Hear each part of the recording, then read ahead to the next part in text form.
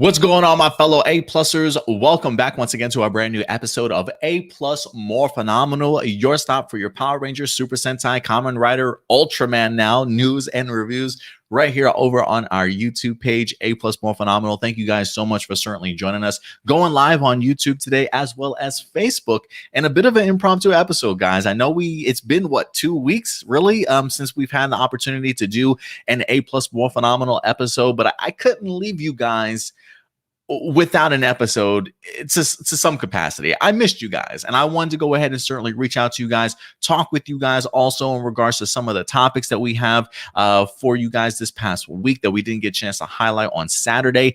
But we're back, guys. We're back. We shouldn't have anything really interfering for the next few weeks.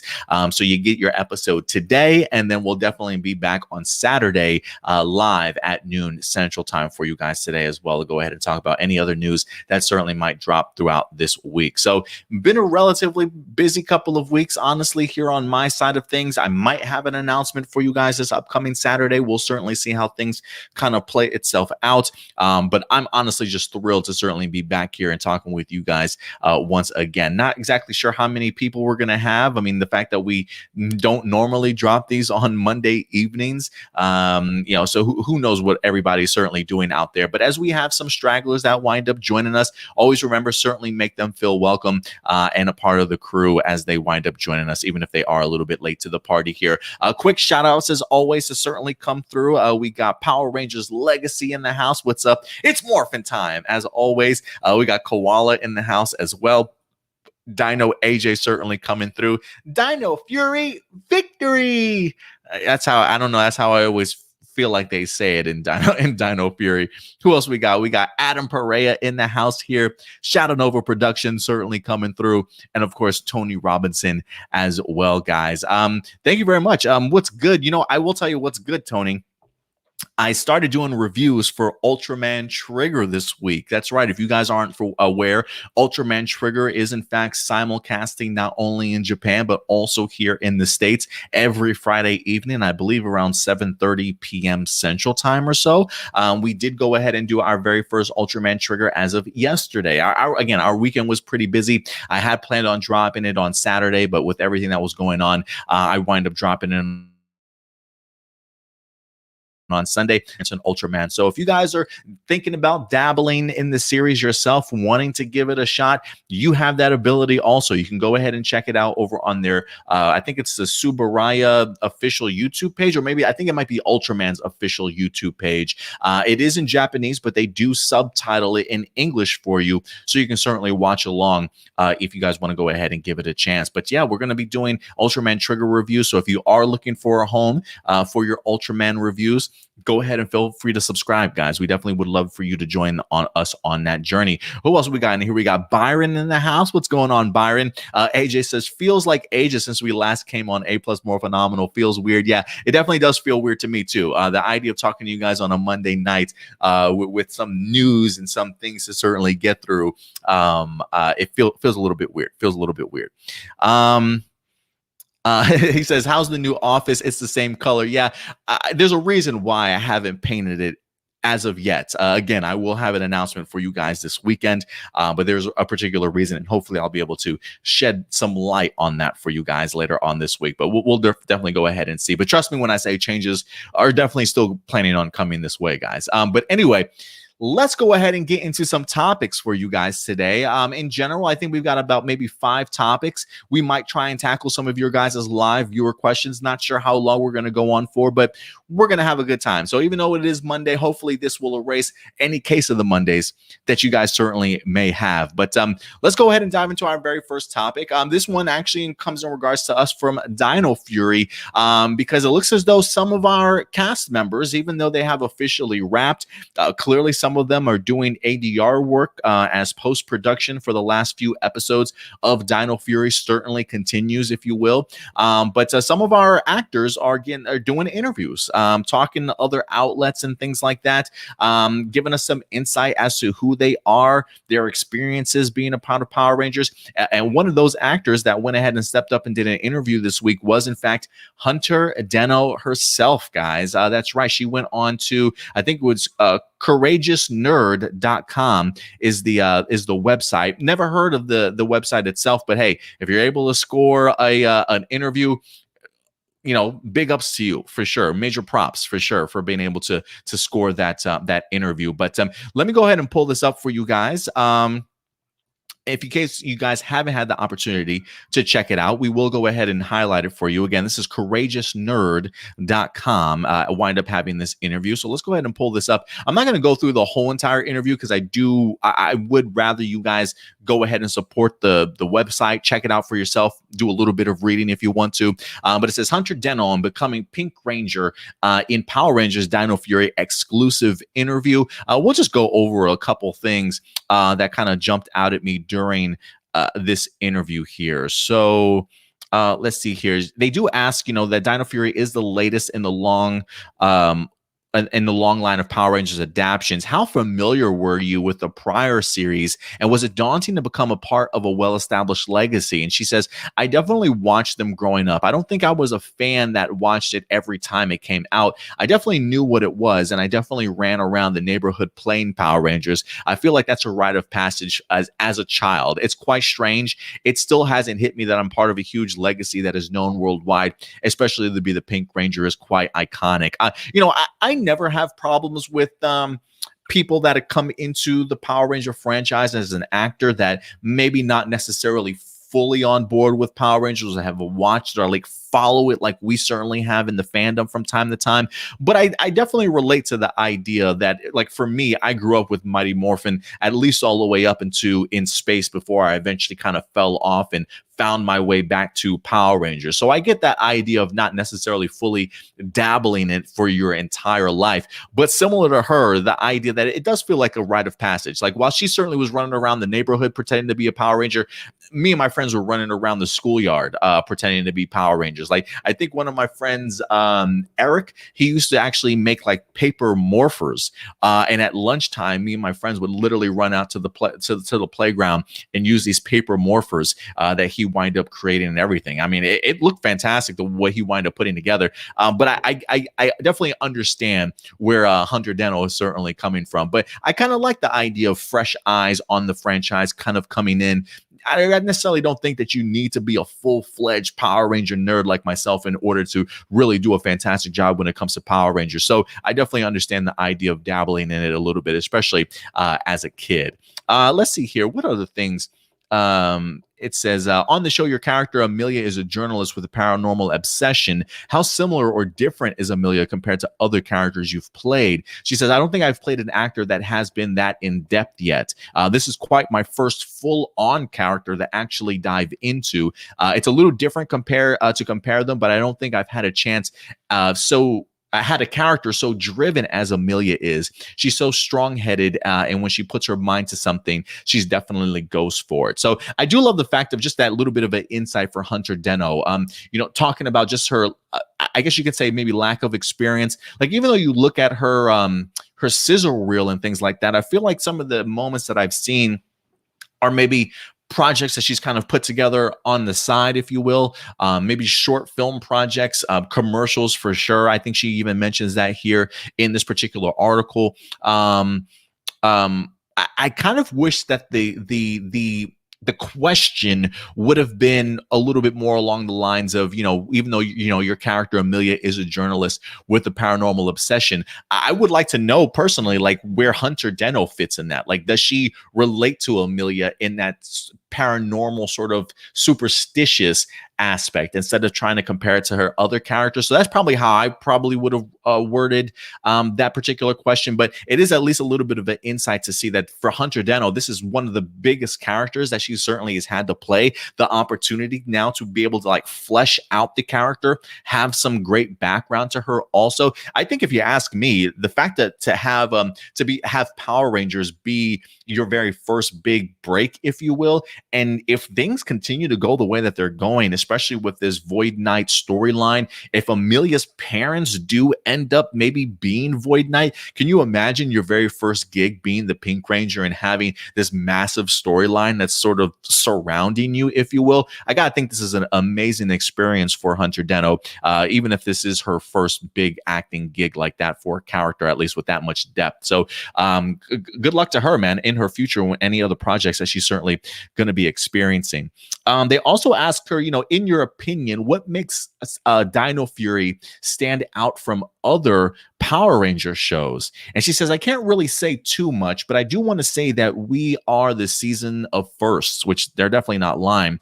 She says, we had a lot of firsts, and we'll have a lot of firsts. I think the audience will be very surprised with a lot of things that are coming, but in a really good way. It's really exciting and just really new. I think it's broadening the idea of the show just a little bit, which I love hearing her say, because it does make me feel like Power Rangers, especially under the watch of Simon Bennett, is doing things significantly different. He has mentioned the idea that there are even things that he certainly would like to continue to improve on, but the fact that she even notices that it's broadening the idea of what the shows should certainly be, I think for Power Ranger fans should be really motivating for us to appreciate the effort that they're certainly putting behind this season, especially with it being, like she mentioned, the idea of so many firsts. She says, so we're actually really, really excited for everyone to see. She even goes on to say, she says, I don't necessarily think switching platforms from Nickelodeon to Netflix is a major key to the storyline. It's more so characters, plots, and stuff like that. We have our first female Green Ranger and this first sixth African-American Ranger, a bunch of firsts like that in the actual storyline rather than in the backside aspect of it. So I am kind of curious as to why she threw that line in there. I don't necessarily think switching platforms is a major key to the storyline. Like, I wonder if she's been noticing or picking up on fans maybe having a lot of debate as to where these episodes are going to drop, right? Are they going to be on Nickelodeon? Are they going to be on Netflix? And I almost feel like this is Hunter's way of kind of, taking our mindsets and realizing, like, guys, maybe we shouldn't worry so much about that and actually focus on the storyline itself, right? Like, that's where the major key is to this particular season, not whether we're going to be on Nickelodeon and Netflix. Because trust me when I say that argument alone, or at least that discussion alone for Nickelodeon to Netflix, has been kind of confusing for us as a fan base, to say the least. So I can see, trust me, when I'm on my Twitter account, I feel like I see it all the time. So I almost feel like she threw that line in just for the fans, in a sense of, like, let's kind of realign where our thought process and what we're really supposed to be focusing on should be, because it should certainly be the storyline there. And I almost wonder if she's also referring to the idea of just their storytelling, right? Like, is it necessarily going to change from Nickelodeon to Netflix? And I don't personally think so, simply because of the fact that they were on board with Nickelodeon and planning this series out well in advance before, I'm sure, this Netflix deal wind up coming in. So I don't think it's a case of, hey, we're in the middle of filming, by the way, guys, we're moving it to Netflix now, start pushing an envelope. I don't necessarily think that's the case. I think this type of storytelling we've been getting so far over from Nickelodeon will still be the same that we wind up getting here for Netflix, at least when it comes to Dino Fury. I think they had their story in place and wasn't even worried about this transition. So I don't really think the storyline is going to change too much, and I do think this is what Hunter Deno is certainly referring to, but maybe I'm wrong. I definitely would love to know what you guys think in regards to that. I did find this interesting. They asked her when she's not acting, what does she enjoy doing? She said, I don't really have too many hobbies. I'm actually about to start getting into archery, which, if you have been following Hunter Deno on her IG page, she's got some videos of her practicing archery. I'm like, man, Power Rangers goes from Power Ranger actors go from Power Rangers to archery. I just feel like I literally watched Liana Ramirez 2 years ago trying to go out for the role of Kate Bishop and working on her archery and things like that. But now to see Hunter Deno picking that up, also, it's a hobby that I personally have always wanted to get into myself. I've just been a little bit shy and cautious to really actually try it for myself. But maybe Hunter Deno will inspire me to go ahead and pick up that bow and arrow. But she is in fact getting into archery because I think it's really cool, and I would love to do that for a particular role. I really like spending time with my friends and family. I love going to the beach. I have a ranch with cows, so I like going hanging out with the cows. Anything outdoors, really. She loves hikes. Hikes are certainly her thing as well. So, she says she doesn't have hobbies, but clearly she's got hobbies. Hiking is certainly a hobby. Being outdoors and doing things out there is certainly a hobby also. So I did find that pretty funny. But guys, listen, just a couple of things here in regards to Hunter Deno. If you guys want to go ahead and check it out, I highly recommend it. Again, courageousnerd.com had that sit-down interview with Hunter Deno. I think it looks like maybe that's actually on their YouTube page as well for you guys to certainly check out. So, maybe this will give me the inspiration to go ahead and reach out to some of these Power Ranger actors and finally get them on board here. Come join me at A Plus More Phenomenal. Liana Ramirez had a fantastic time here. I think they certainly would also. So, yeah, man, I'm gonna have to get on my game when it comes to some of these interviews. But listen, I want to know what you guys think. You had the opportunity to check out this interview, hear what Hunter Deno herself was certainly saying. What did you think of the interview? And again, I would recommend checking it out for yourself. Look, Hunter Deno, I think, has taken the fandom by storm, right? Like, if it's not Tessa Rao, who's got fans' hearts just throbbing all over the place, then it's also Hunter Deno. I mean, these two women have really taken over the Power Ranger fandom in a sense, with Tessa Rao being the first Green Ranger, and of course Hunter Deno. Like, she just has this very infectious sort of personality that just kind of rubs off on you. Just her idea of like always having a smile on her face, always up for a challenge, always up to kind of have fun and do things and, put herself out there. I think she's really attracted a great number of Power Ranger fans to her. And the fact that she not only loves the show, but it continues to be active with fans over on social media and things like that, I can see why she's become such a fan favorite. I'm not one for hyperbole, right? Like, I try not to throw out, this is the greatest thing I've ever seen, or this person is the greatest, especially very early on in the season. But she's certainly working towards that for sure. Whether or not Amelia at the end of the season winds up truly becoming one of the greats in regards to Power Rangers, we'll definitely see. But there are plenty of people out there that I already know are throwing in their hat for Hunter Deno as the best Pink Ranger we've ever had. I'm not so quick to go there, but again, that doesn't diminish the fact that I love what Hunter Deno is certainly doing as Amelia, and I'm really, really looking forward to seeing how her storyline progresses, guys. But again, let me know your thoughts in regards to Hunter Deno and the Pink Ranger from this season in the comment section box below, guys. Let me see what some of you guys are saying in here. Shadow Nova says, wink, wink, Kate Bishop. Yeah, who would have known that Hunter Deno will be picking up the bow and arrow herself also. Definitely getting reminiscence, memories of Liana Ramirez practicing for Kate Bishop for sure. Who else we got here? Let's see here. Byron, he says, I'm digging this era of Power Rangers way better than the Neo Saban era, that's for sure. Yeah, they're definitely putting their best foot forward since Hasbro kind of took over. You can kind of see elements of it in Beast Morphers, and them really getting their stride here in Dino Fury. And the fact that even Simon Bennett feels like they can even make more improvements just means that the show can certainly be better. We got Enrique. What's up, Enrique Perez? Appreciate you coming through. He says, I saw Super Zenkaiger debut and Zenkaiger. I will say this, while this is a little bit off topic, I do want to say I have recorded my episode review for Zenkaiger.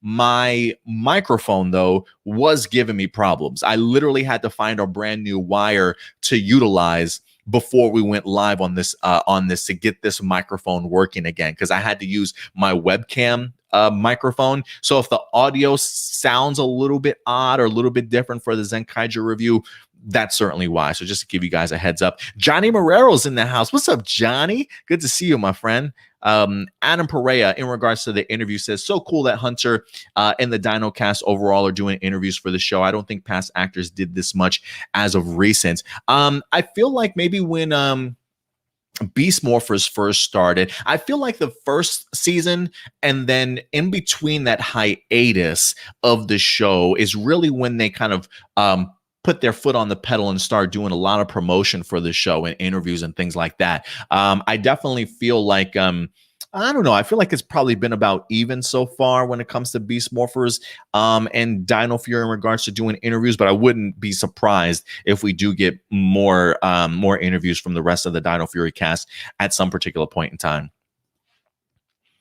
Let's see here. What's up, Escaroma? Good to certainly see you in the house. Thank you very much for certainly stopping by today.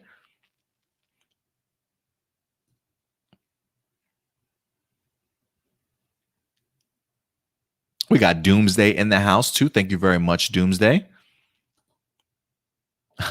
Byron says, "Get Russell Curry on the show."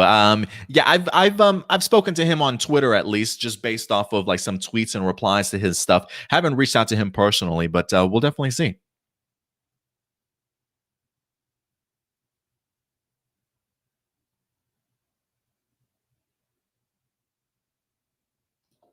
Byron says, Zato is already a legend in my opinion, and Amelia. Well, see, and that's what I was just referring to, right? People, legendary status for Amelia.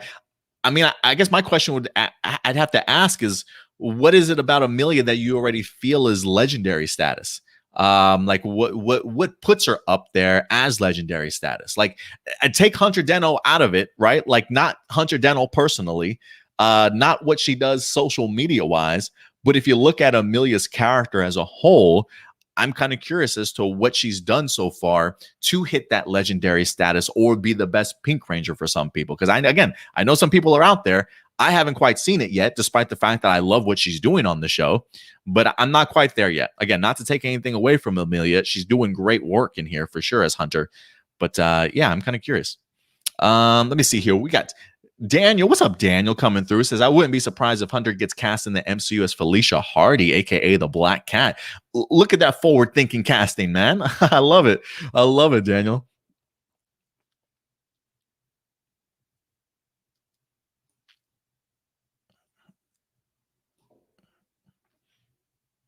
All right. And then last question here before we move on. Adam Perez says, do you think Jordan Fight's debut's taking too long? I feel really bad for Jordan. He can't enjoy the fandom as much. Yeah, I do feel bad for Jordan. You know, I don't know how he feels about it.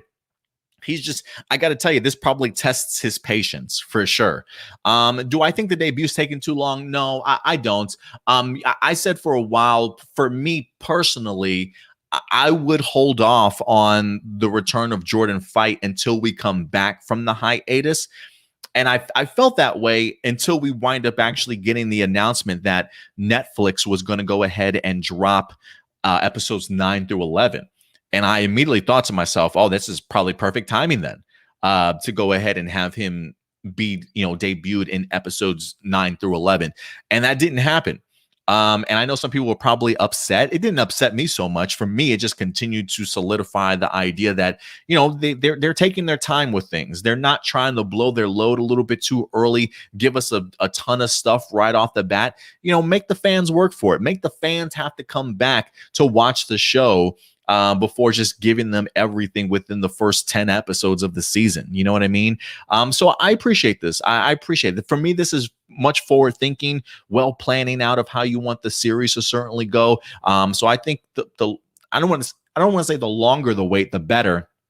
But I have a feeling that by episode 15, we'll probably have the debut of Jordan Fight. It's just unfortunate for him, just the release schedule for, Nickelodeon and things like that really hamper that debut from coming any sooner. But if I do feel bad for anybody, it definitely is Jordan. But, maybe he's taking it in stride as best as he possibly can.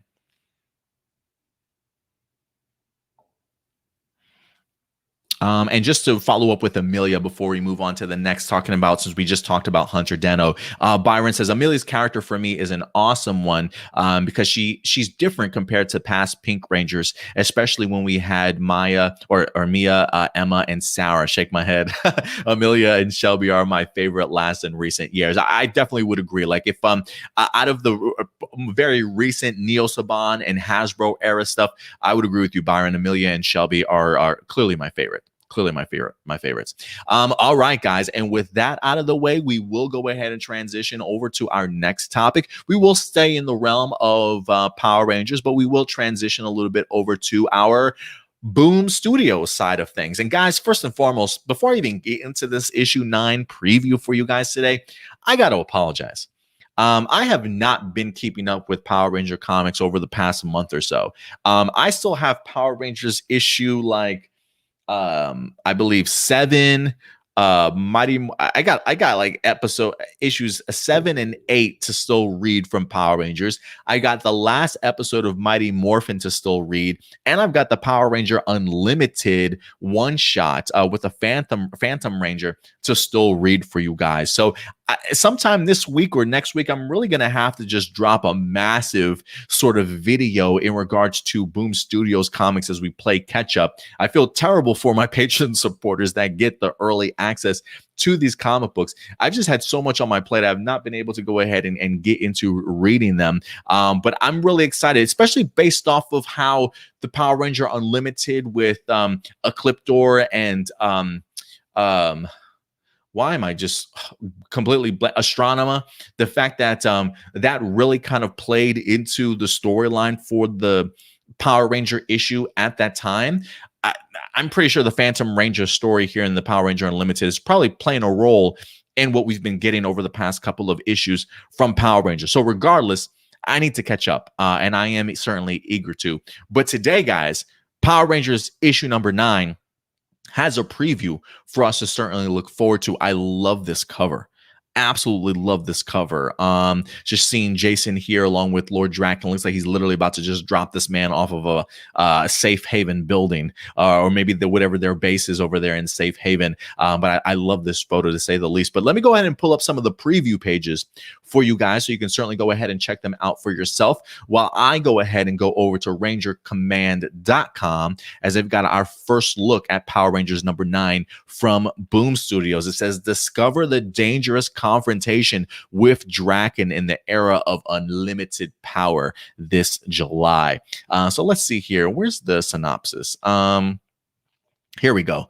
The Mega Rangers return to a safe haven, but all is not well with the new arrivals. After a confrontation in the streets, can Zack help bring peace, or will a friend's need for revenge against the Hartunians, however they pronounce that, be too much for one Ranger? And you get to see some really great images in here. I continue to love just how Ryan Parrott is developing Trini as a character in here. Anytime that she's on page with Draken, just that immediate dialogue between the two always gets me each and every time, guys. He's been doing an incredible job, if you ask me. Let's see here. Is there a release date for this? Yes, Power Rangers issue number 9 will be available July 21st for you guys at your local comic book store. So not this Wednesday, but the following Wednesday, you can certainly expect to pick up Power Rangers issue number 9. And always remember, guys, if you have a local comic book store near you, please go ahead and support your local comic book stores first. If for some reason you can't get to your comic book stores, certainly go ahead and check them out digitally if you can. Comixology.com, great way to go ahead and read your Power Ranger comic books if you don't have a local comic book store to certainly support, guys. So definitely go ahead and check it out. So yeah, July 21st will be the big day that issue number 9 comes out. So we'll see, guys. We'll see how that turns out. If you guys have been keeping up with the Power Rangers series so far, what have you thought over the past month or so? I would be pretty interested to see what you guys think as well. Let's see here. Let me go ahead and jump into Byron does say, did Beast Morphers get a comic book? No, Beast Morphers has not gotten a comic book. They might have popped up in a comic book. I'm trying to think if I remember seeing them in. Weren't they in the Shattered Grid storyline? I believe when like reinforcements came. I believe on the gigantic splash page from Shattered Grid, one of the issues. I want to say that Beast Morphers were highlighted in there as one of the teams very early on, even maybe before the show itself dropped, or maybe like in the first season of Beast Morphers. I can't recall off the top of my head, but they have not gotten their own individual comic book as of right now. No, they really have been focusing on that Mighty Morphin Power Ranger era, and shortly after the initial team has kind of broken up and gone their separate ways to the Peace Conference. That's why we have the Omega Rangers, but they haven't really dabbled in anything Beast Morphers as of right now. Power Rangers Legacy says, when will we move on to a different comic book issue that isn't MMPR or Omega Rangers? I want to see other seasons be focused. I don't think we're going to be going away from them from quite some time. I feel like these are going to be the two main books. Whether or not we get another original series at any point in time, I would be interested to see. I certainly would love to get an additional ongoing series, but I think they've been doing a pretty good job with some of the mini series that they've given us, or limited series stuff, right? That kind of tackled the coinless universe a little bit. We've been getting these Power Rangers Unlimited kind of one-offs, right? The first one that kind of delved more in space theme, this one kind of doing the whole Phantom Ranger theme. So they are switching it up just a little bit, but I get the idea of wanting full-fledged ongoing series, or have some of these series move past the main Power Ranger team. But I've liked what we've seen so far, but I'm not expecting them to go anywhere anytime soon. Doomsday does say, I've been loving the Power Ranger comics. I'm really glad that you have been, Doomsday. I'm definitely I definitely have been as well, especially ever since I jumped on board. I just need to catch up, because I am like 2 or 3 issues behind for some of them.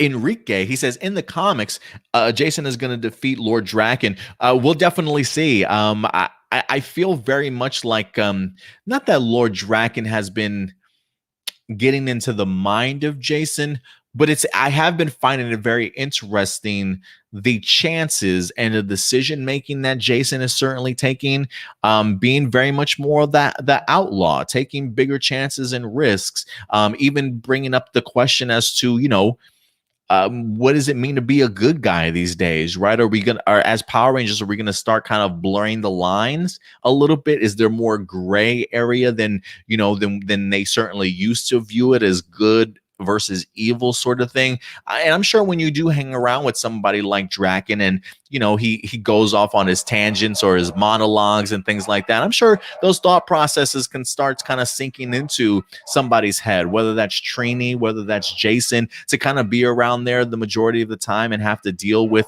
that guy all the time. I'm sure it probably changes your mindset and your approach towards things a little bit. But I do like that storyline that the Omega Rangers kind of focuses on a little bit. The idea that maybe there is some gray areas, making some tough decisions or bad decisions that maybe not look so great, right? Like when you start when your team is literally wanted by the remainder of the galaxy, even Zordon's put a what do they call it, an APB out for you, or whatever the case may be, you're in trouble. You know what I mean? So I'm be interested to see how it turns out for Jason and the crew. Who else we got in here? Blossom certainly joining us. What's up, Blossom? Thank you very much for certainly coming through. Let's see here. I think Brian, what's up? Brian Lee's in the house. A little off topic, but he says, will Power Rangers continue in 2023? I definitely believe so. Whether or not that means we're going to get ourselves a brand new series, that I'm not sure. Right now, I think they're aiming for the movie to be in 2023. I am curious when it comes to after Dino Fury. I'm kind of under the impression maybe we'll take a hiatus off of a year. That is again, if we aren't doing the whole adapting season sort of thing, it wouldn't surprise me if after Dino Fury we don't necessarily get a new series, but then the movie comes out to kind of launch off this new era of Power Rangers, and then maybe the following year maybe we'll get ourselves another actual series itself, I don't really know, but I don't think Power Rangers is going away forever. I really don't. I do think that we'll get ourselves another series either in 2023 or 2024 is where I'm kind of leaning towards things right now.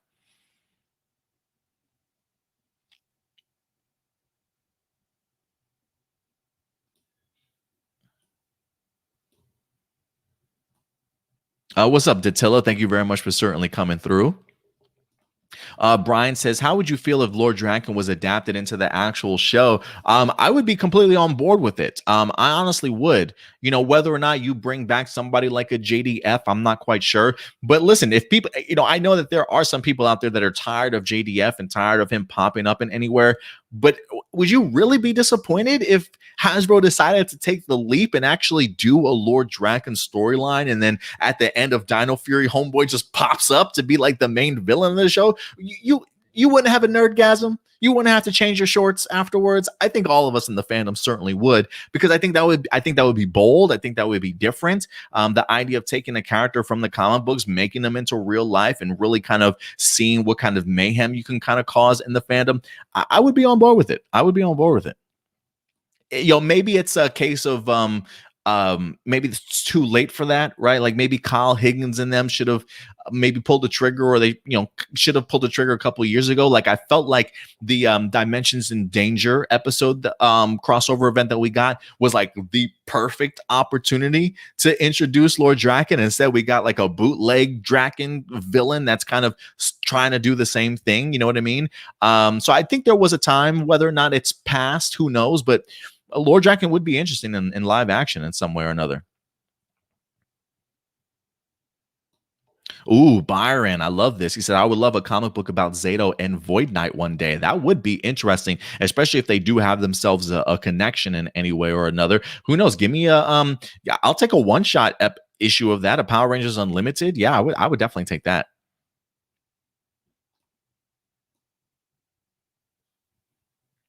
Datilla says, "Can't stay watching Monday Night Raw." We're probably more entertaining than Monday Night Raw right now. But I'm just kidding, Datilla. I know you got your own YouTube channel. Again, if you guys are big wrestling fans, check out Datilla's work, Rangers of Wrestling, ROW, guys. She's not only a Ranger fan, but also a wrestling fan. So check out Datilla's work whenever you get a chance.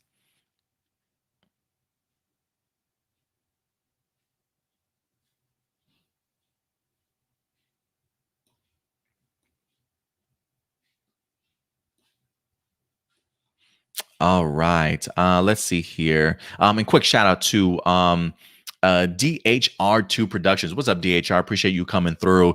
Maybe we'll highlight your comment here a little bit later.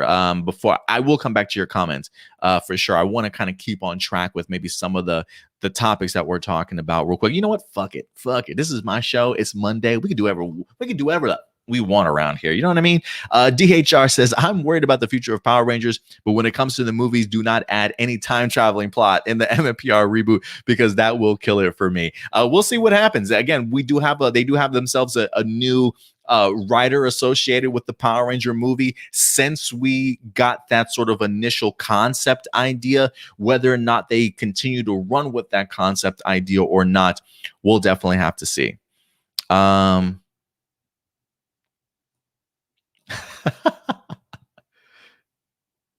Datilla, he says, "By the way, you're correct. Your stream is far more entertaining than Monday Night Raw, but knew they did wear their Power Ranger attire. They're still rocking it. What's that, like two months almost now for the New Day to be rocking their gold, or I should say their white and green Ranger attire?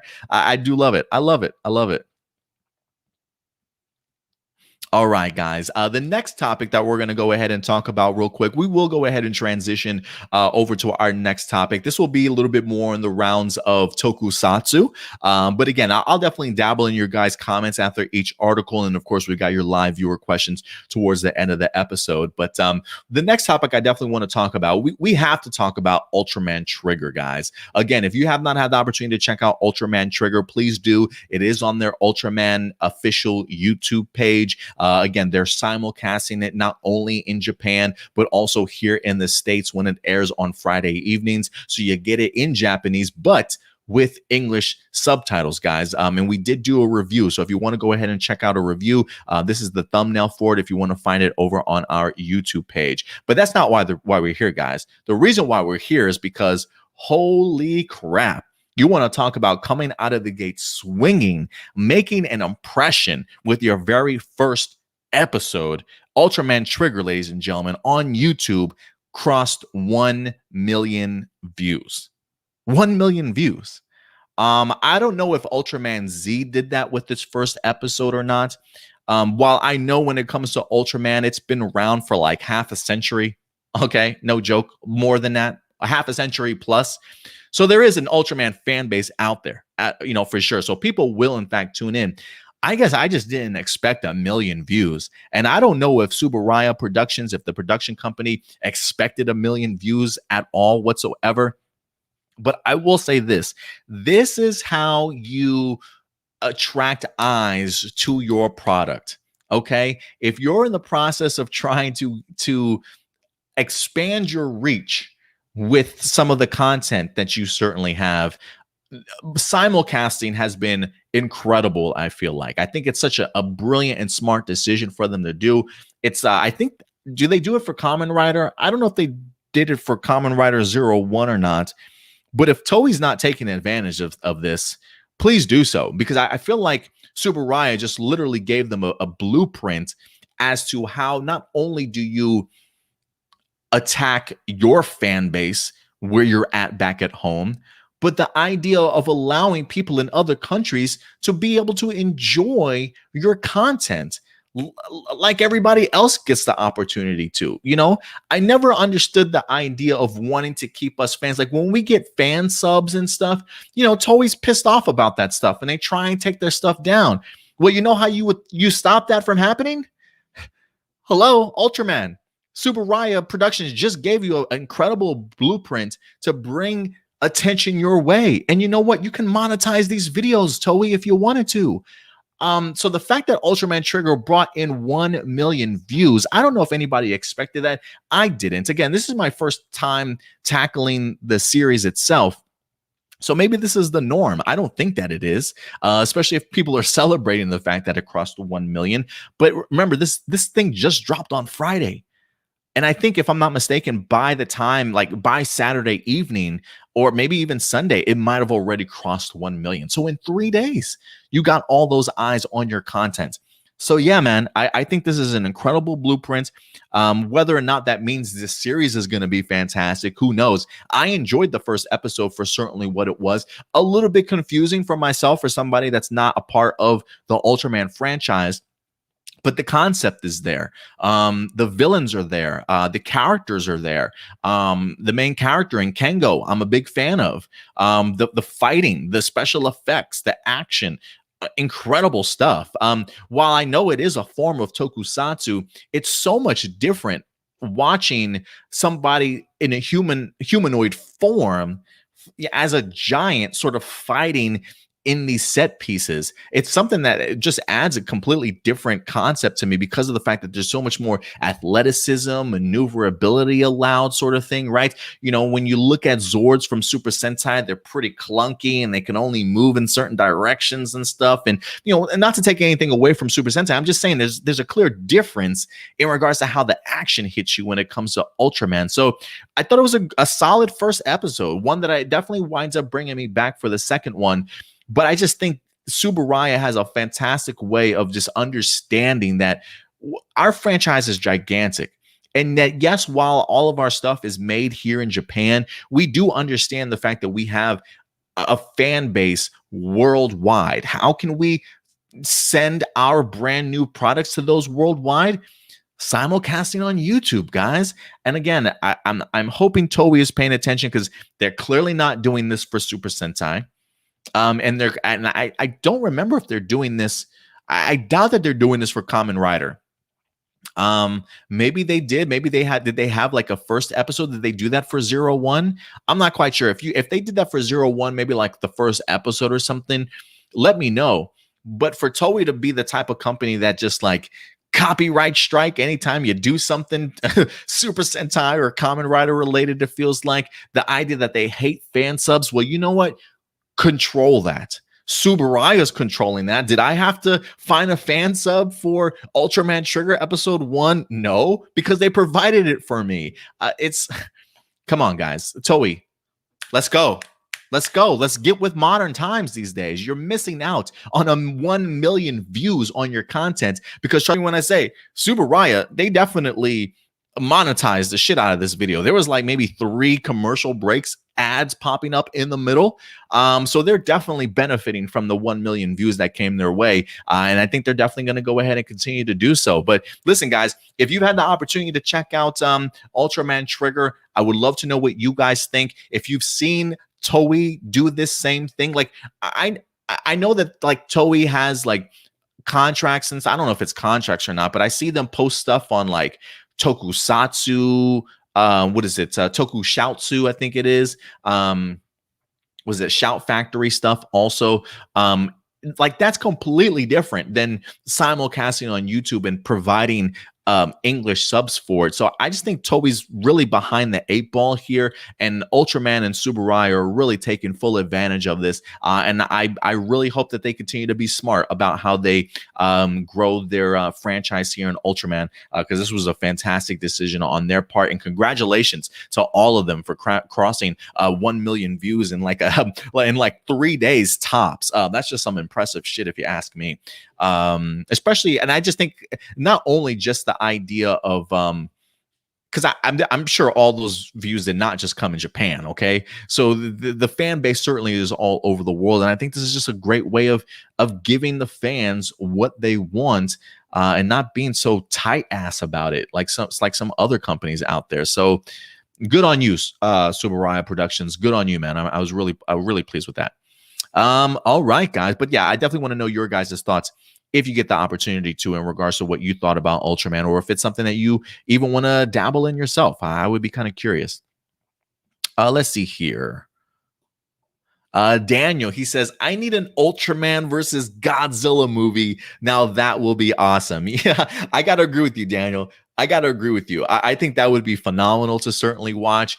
I don't know who wins that. I would be curious to know. I would assume Ultraman has to win that. Is it a way that maybe Ultraman and Godzilla at some point by the end of the movie can become buddies and face off against a kaiju together? I would love to see that. Maybe Ultraman can like ride on the back of Godzilla on his tail and hold on to his spines, if you will, to go ahead and tackle some kaiju together. I think that'd be great. Well, listen, when it comes to Godzilla, they've got the Shin Godzilla movie, which I've been trying to recommend to anybody that's a big Godzilla fan. If you love monster movies, Shin Godzilla was terrifying to me. I thought it was really great how they handled it, but they're really making it really made Godzilla a very much more modern take on that original movie, if you will, but for more modern times. So the fact that they upped the special effects and the storytelling, and the fact that not only do we have a Shin Godzilla movie, but they also have a Shin Ultraman movie that I think was supposed to actually drop this summer, but they have held off on it. They haven't given us a new release date on it, but the Shin Ultraman is another way to modernize the origin story of Ultraman for more current time. So if we've got a Shin Godzilla movie and a Shin Ultraman movie, and the Ultraman one does just as great as the Godzilla one did, I need a crossover event, Daniel. I'm right there on board with you, man. I love that idea. I love that idea.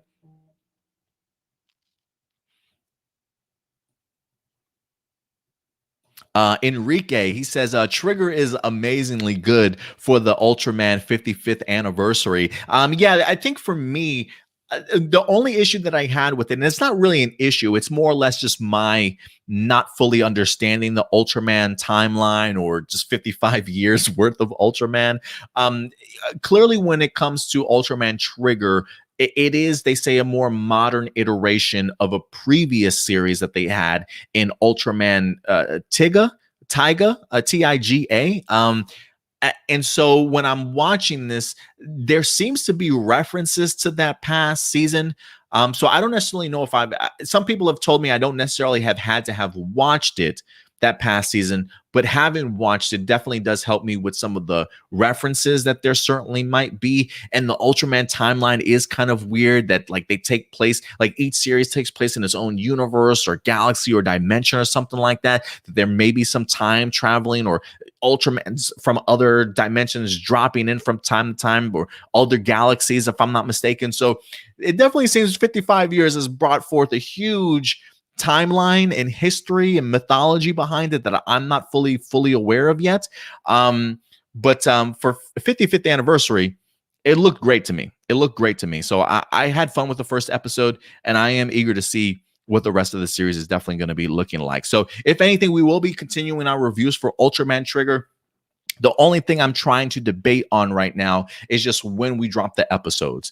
So my two options right now is to go live late Friday evening, maybe about 8:30 p.m. Central Time or maybe 9 p.m. Central Time on Friday for like a live after show, or dropping a pre-recorded review for you guys sometime on Saturday afternoon or evening. So I'm still debating about it. We'll see what happens this upcoming Friday. If I have enough time to watch the episode, take notes, and be able to launch something live for you guys, I'll definitely keep you guys updated in regards to that also. Yusai is in the house. What's up, Yusai? He says, okay, Monday.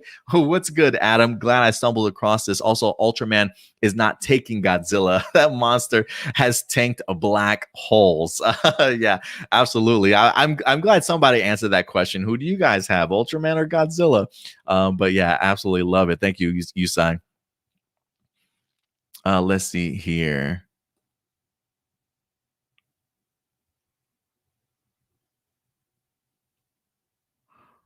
A little bit off the side, real quick. Adam Pereira does say, "Hey, Adam, the Real Soldier cast honored Yui's passing, shared their memories of her. One of the Dino Fury actors liked their sweet message on Twitter." I'm gonna have to check that out, man, because I did miss that, but I would love to pay honor and respect to Yui's passing. Also, how long has it been? Has it been has it been God, what is it, like a year, 2 years, maybe? How long has it been? But regardless, I think that's super sweet of the Real Soldier cast to have like a memorial or honoring her sort of thing. Taken way too young, man, way too young. All right, guys, let's see here. Enriquez, yes, says Saber and Zenkaiser is going to have a TV crossover this weekend. Yeah, I think it was like the commemoration episode or something like that. I'm assuming that's different from the superhero Senki, or is that the same thing? Somebody clarify that for me. All right, guys, with that out of the way, speaking of Shin stuff, whether that be Godzilla or Ultraman, they also did recently make an announcement that they were going to be doing a Shin Kamen Rider. That's right, guys. A more modern day Kamen Rider for us in regards to his origin story. It is on the docket, but they did have an interesting. Actually, let me close some of these things down. They did have an interesting article, though, over on Variety that actually talked about Toei's Kamen Rider as they are trying to really push forward with the idea of it tackling international markets. We just talked about the idea of Subaraya doing that with Ultraman Z, Ultraman Trigger over on YouTube. Clearly, Kamen Rider's probably trying to do the same thing to some capacity, as they are trying to kind of break through into international markets. I honestly do think that Subaraya has given them a great sort of platform and a great model in regards to how to do it, but they clearly have other plans also. And anytime Variety talks about anything tokusatsu related, it certainly has my attention, because I never feel like Variety, it being such a huge news source and website that focuses a ton on television and movies, especially here in the States, anytime they tackle anything tokusatsu related, super rare, but definitely makes you realize I gotta pay attention to this. So yeah, this article does say Toei's Kamen Rider accelerates towards international markets. Let's do a little bit of a deep dive here, guys. Let's see what this article is specifically talking about. How are they going to execute this, and what items are they going to utilize, or what content are they going to utilize to help this push? So it says Kamen Rider may not have the international recognition of Godzilla yet, But Toei, whose first Kamen Rider live action TV series aired back in 1971, has announced an ambitious project for raising the profile of its motorbike riding, insect faced cyborg hero, both at home and abroad, on the franchise's 50th anniversary. So back in April, which, if you recall, we did actually go ahead and highlight this on an April episode of A Plus More Phenomenal, the projects that are going to be headlined, that they're going to be working on. So they announced the new film, Shin Kamen Rider. It says details about the film, though, including the story and casting, are still pretty sparse, though Toei has penciled in a March 2023 release date. It says the Variety met with the project producer, Shirakura Shinchiro, at Toei's Tokyo headquarters, and he affirmed that his aim was to make entertainment that viewers can enjoy while targeting a wide demographic. This is hardly the first time Toei has courted that international market with its signature tokusatsu. They even reference 1993's Mighty Morphin Power Rangers when they worked with Saban. They even talk about 1995's Mask Rider when they tried it. 1998, it said Mask Rider Black. Also, Kamen Rider Dragon Knight, an adaptation to Ryuki back in 2023. So they definitely have tried it. It says, we are trying to sell Kamen Rider to not only the United States, but also to the world. And like Power Rangers shows in the past, we're doing it mostly with live action content, is what they go ahead and mention. It says, we're not aiming at children. The show is targeting older teenagers and younger audiences, and younger adults, I should say. It says the third part of the project is Kamen Rider Black Sun, a reboot of the hit Kamen Rider Black series, originally broadcast in 87 and 88. The new series will be directed for a summer 22 start. Let's see. It says it will be a new type of superhero show that adults can watch with a straight face. It's like Christopher Nolan with The Dark Knight. He could make a Batman film that way because he's Christopher Nolan. I'm sure Kamen Rider, as viewed by Shiriashi, will also be something completely different since he's directing all the episodes. The show will use CG, not possible when Kamen Rider Black was first broadcast in 1980s, but the foundation of the show will be the performance of its human cast. We then layer stunts and CG onto the human performances. So they highlighted Shin Godzilla. The other project was going to be their upcoming Fudo Pai, which was going to be Kamen Rider's first animated TV series. That's where they mentioned the idea that it's not going to be aimed at children. The show is targeting older teenagers and young adults. And then they also talk about Kamen Rider Black here. That's going to have that feel of, that's going to be for superheroes. I should say for adults that can watch, as he says, with a straight face, even comparing it to that of Christopher Nolan's The Dark Knight. That's kind of crazy. That's a pretty bold statement. But it says Kamen Rider Black was an extremely popular TV series, not only domestically, but also internationally. It was remade by Saban as The Masked Rider back in 1995.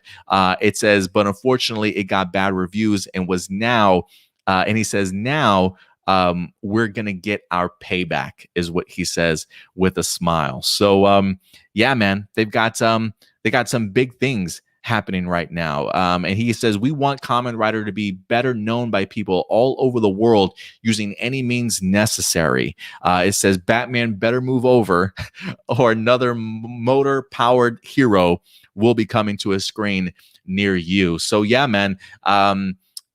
First off, I love that this story really is sort of a jumping off point from that early announcement that we wind up getting back in April, getting a much better understanding, I think, and maybe a little bit more insight in regards to what some of these upcoming Kamen Rider projects that they've announced are truly going to be like. And again, while I'm personally am not watching the current Kamen Rider stuff, I leave that up to Stuart, who does great jobs with our Kamen Rider Saber reviews for you guys each and every week. The idea of having different types of Kamen Rider material that will appeal to a vast number of audiences. I think for me, I'm actually really looking forward to all of this stuff. Like Shin Kamen Rider, make no mistake, it's certainly an adult film, and not like dirty adult, but definitely for much older audiences, especially if you watch something like Shin Godzilla, you'll know exactly what I'm talking about. And then you've got the Fudo Pi animated television series that's like the sequel, if you will, to what was it, Kamen Rider W? Kamen Rider, I think it was Kamen Rider W, if I'm not mistaken. Correct me if I'm wrong in the comment section, guys. That, even though it's going to be animated, is still going to be pushed towards young adults and the teenager audience sort of thing. So I feel like that's, storytelling wise, that's probably right up my alley. Even though I'm an older gentleman, I do like young adult novels. I appreciate the types of storytelling you can still certainly get from young adult books and television shows and things like that. It's not too kiddie, but it's just got that level of maturity that I think is perfect.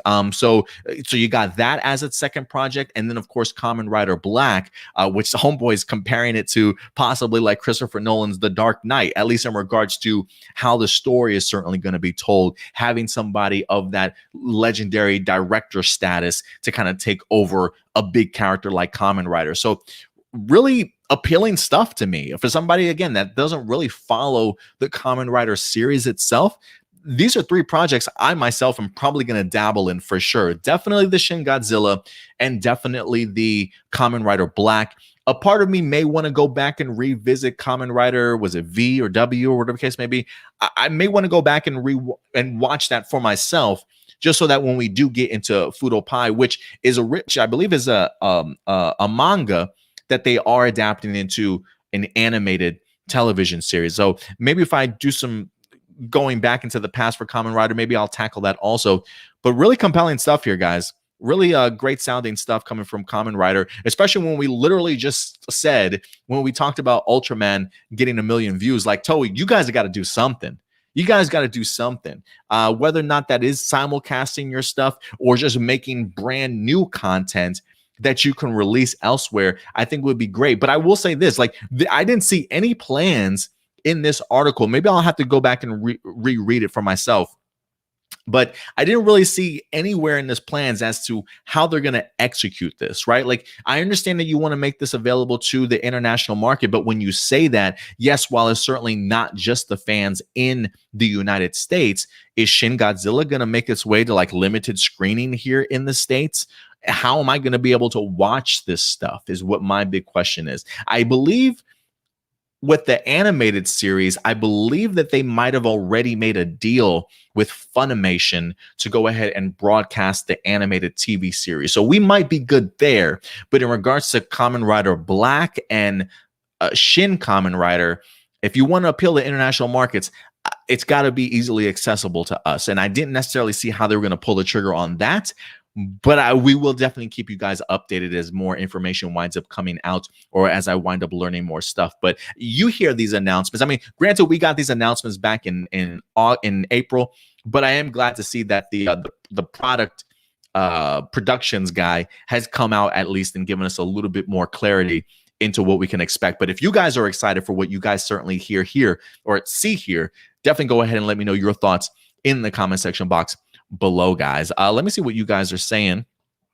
And we got Frankie in the house. What's up, Frankie? Good to see you. Good to see you as always.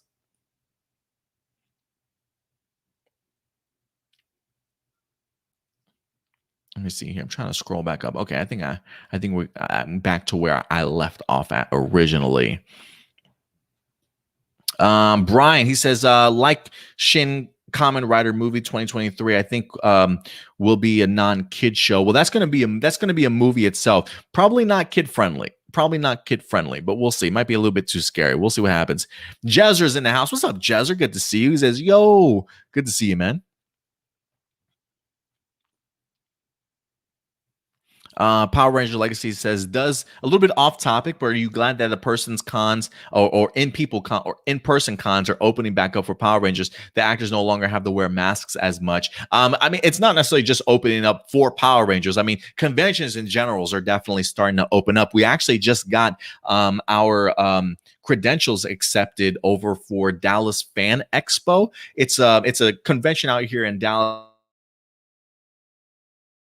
that we've been covering like 6 years. I feel like every year we kind of cover the event.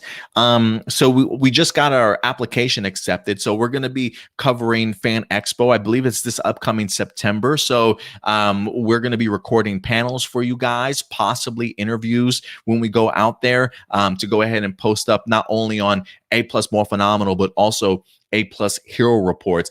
They don't have a huge guest list as of yet, because the convention is not until September. I'm keeping my fingers crossed, though, that because it is in fact Texas, that we get some Power Rangers out this way for sure. But yeah, I've been seeing a ton of Power Rangers going back out there. In fact, Abraham, Rory, and Jasmeet, they were literally just out here in Dallas over at Dallas Vintage Toy Store, maybe like 2 weekends ago, if I'm not mistaken. So they definitely were out here. I've been seeing photos of Jacqueline joining up with their cast. So Beast Morphers feels like it's making that convention rounds right now, which I think is fantastic. They're a great cast, especially socially, you know what I mean? So I definitely would love to sit down for like a Beast Morphers panel somewhere, and just hear these guys talk and things like that in person and get the opportunity to meet them. So yeah, Power Rangers Legacy cons are opening up once again. Let's see here. Jezer says, totally down for Kamen Rider. Yeah, me too, man. I'm sure you probably dabble more in Kamen Rider than I personally do. But some of these upcoming projects, you got my attention. You got my attention. I'm definitely going to go ahead and check them out. Enrique, speaking of what's got my attention, is Shin Kamen Rider will be an origin story or Hongo Takashi? I believe it's an origin story, if I'm not mistaken. I believe the writer and creator of Neon Genesis Evangelion, he did the writing and directing, if I'm not mistaken, for Shin Godzilla, and he's coming back on board to do Shin Kamen Rider, if I'm not mistaken, because he also did Ultraman, the Shin Ultraman, if I'm not mistaken. So I do believe it is, in fact, more of an origin story for Kamen Rider. Even the article says itself that's the synopsis and the details of the story are really limited right now. So don't want to make too many assumptions, but I'm expecting it to be more of an origin story.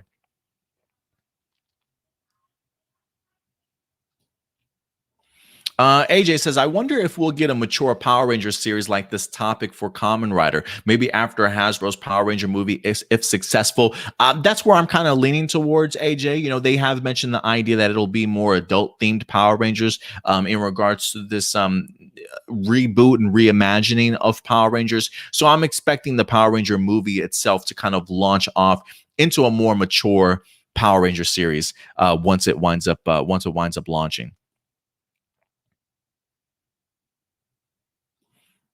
Yeah, even Jezer hopes so too. He says, hopefully Power Rangers heads in that direction post Dino Fury. I definitely would agree with you. What's up, Frankie? Good to see you in the house also, man. Thank you very much for certainly coming through today.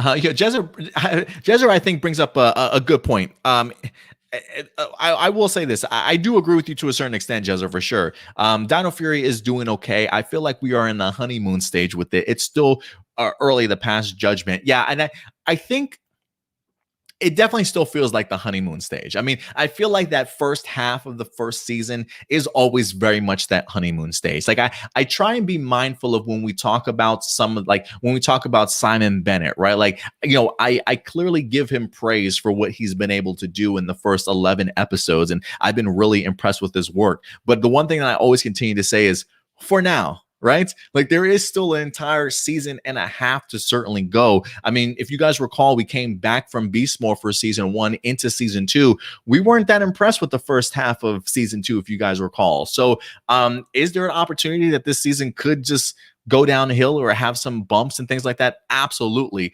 But I do feel very much like this is sort of a honeymoon stage, almost like anything that they do is going to be great.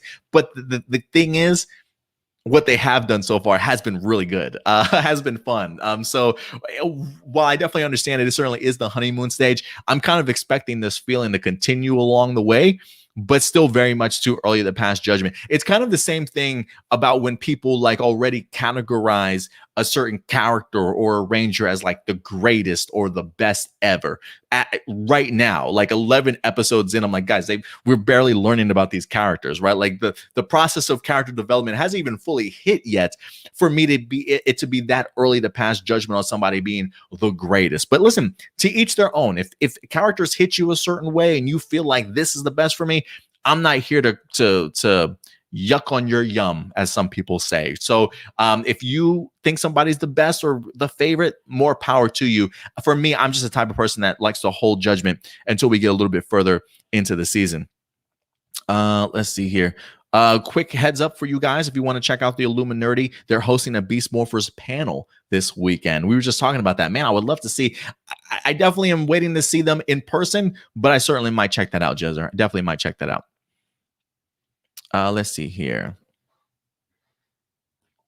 AJ says Liana is in Texas. If you want to say what's up to her, I did reach out to her today. Actually, she was talking about Texas barbecue, so I had to go ahead and throw in my my 2 cents there because I did try and reach out to her today.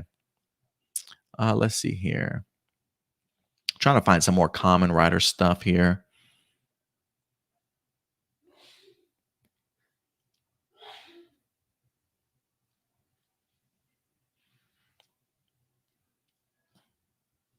Welcome back, Doomsday. Thank you very much for coming through. Brian Lee says, Kamen Rider will be 50th anniversary new show Revice is a dinosaur theme now. Yeah, we've been getting some other looks at Revice. I think, was it last week? There might have been released a brand new like leaked photo, I think, of Revice. I'm really ready for some official photos if we haven't gotten them already.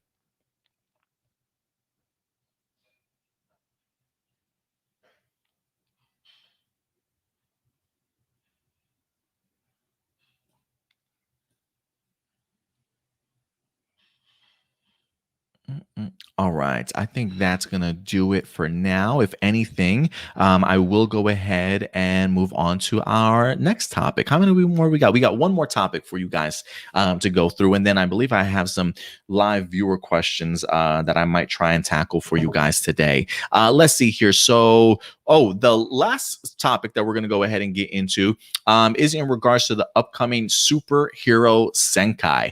When I first started dabbling into Super Sentai, one of the things that they used to do that I what was pretty surprised about was I felt like at least every series took like one or two episodes out of their season to go ahead and have like a little bit of a crossover event with Super Sentai and Kamen Rider. Again, while at the time I still hadn't been following Kamen Rider, it was always cool to kind of have that change up, if you will, and introduce the Kamen Rider from the current series into the current series of Super Sentai.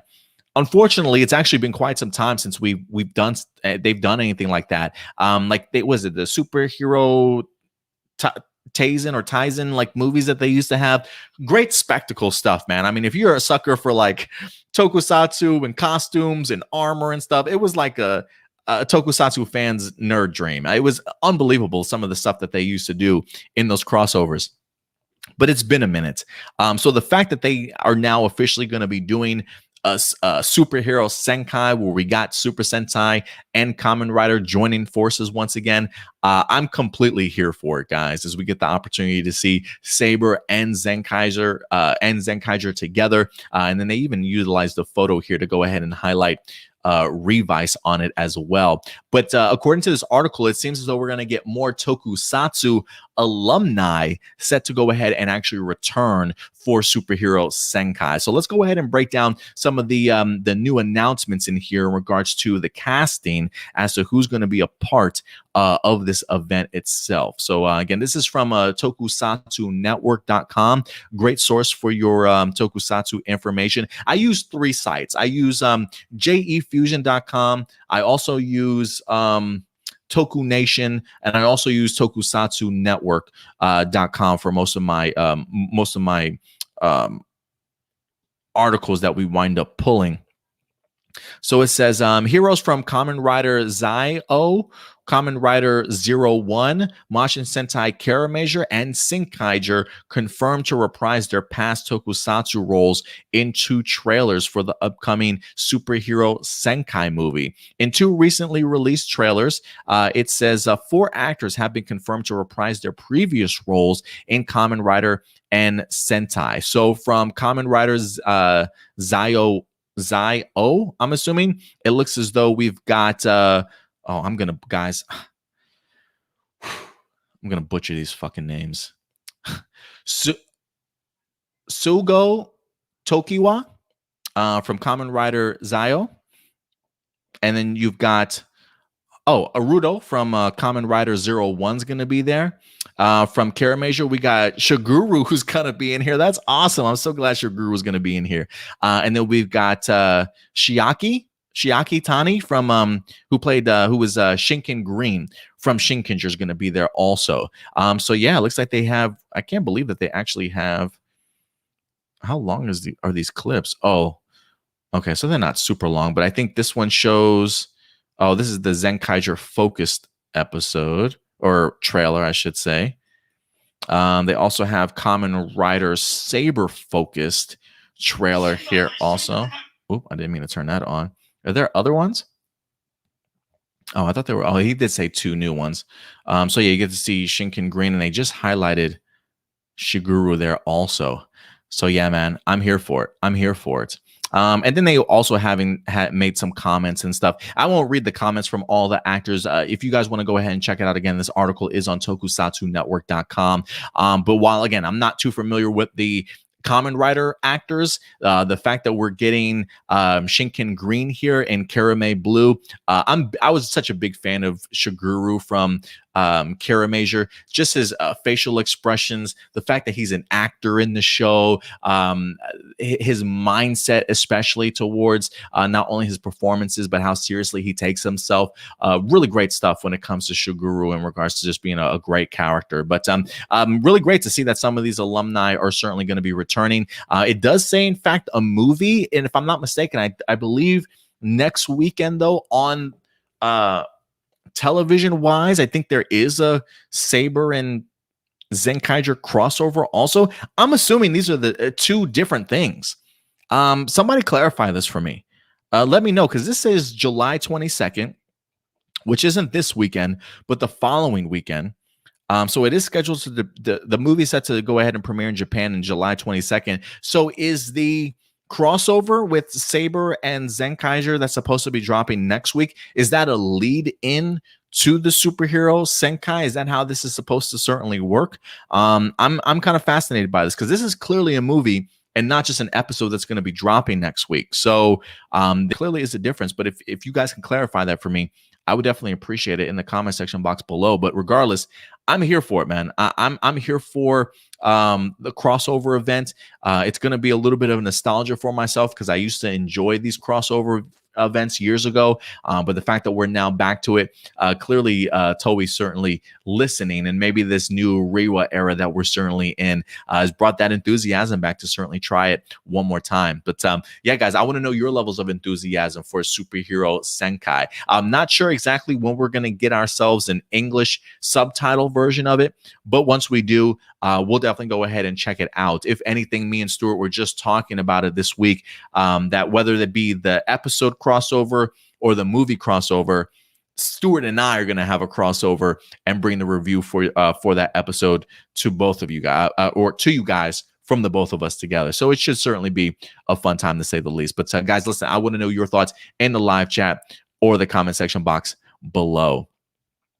S. Karoma does say that Toei needs to push forward time. Yeah, if they could do that, I'm sure they probably would. But yeah, I'm thrilled. Doomsday, he says, I'm excited for the return of Shinken Green, as I'm sure many certainly are. Shinkenger may be a series that we tackle pretty soon. We'll see. We currently, as of right now, one of the videos that we posted earlier this week, I was taking suggestions. I'm still taking suggestions, guys. I'm putting up a voters tally. I haven't quite made my decision yet. I think for me, I'm probably going to wait till next weekend and let this whole entire week go past and let the suggestions continue to kind of roll in as people are giving me suggestions as to the next Super Sentai series that I should be reacting to. Because listen, we're always going to be doing the modern, present day Super Sentai reviews for you guys. But over on our Patreon account, we're currently reacting to 2 Super Sentai series. The exclusive content for Patreon only currently is Go Ranger, and our early access content for Patreon, which our Patreon supporters get the series first, and then usually maybe like a month later, it'll become available onto YouTube. That series was Go Kaiger, which we just went ahead and wrapped up here on our YouTube page. And now I'm trying to find me another season to go ahead and review. So if anything, guys, don't put your suggestions in the live chat. If you have a suggestion, put it in the comment section of this particular video so we can actually save and be attached to the video so I can go back and just tally up everybody's votes, if you will. If I was at 1,000 subscribers, I probably would have like the community tab up and be able to do a gigantic poll and reach out to you guys that way. But as of right now, I'm still taking suggestions for you guys as to what the next Super Sentai series we should certainly react to. So if you have a suggestion that you haven't already put in, feel free to go ahead and let your thoughts be known in the comment section as to what you guys would certainly recommend. Jaden's in the house. What's up, Jaden? Good to see you, man. Thank you very much for certainly coming through.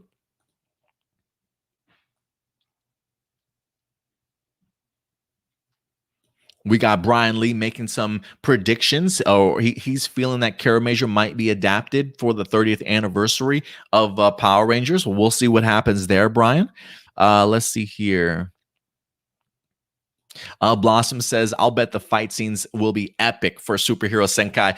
Yeah, I definitely agree with you there, Blossom. I expect them to not hold anything back. And I mean, again, I really appreciate the effort that Toei always puts into the crossover events or these big fledged movies. I mean, damn, just look at the Go Kaiger versus Go Sager movie, right? With the 199 great superhero battle or whatever the case may be. They went all out for stuff like that also. Anytime Super Sentai and Kamen Rider have gotten together, they tend to go all out. So I'm expecting the same thing, Blossom, for sure.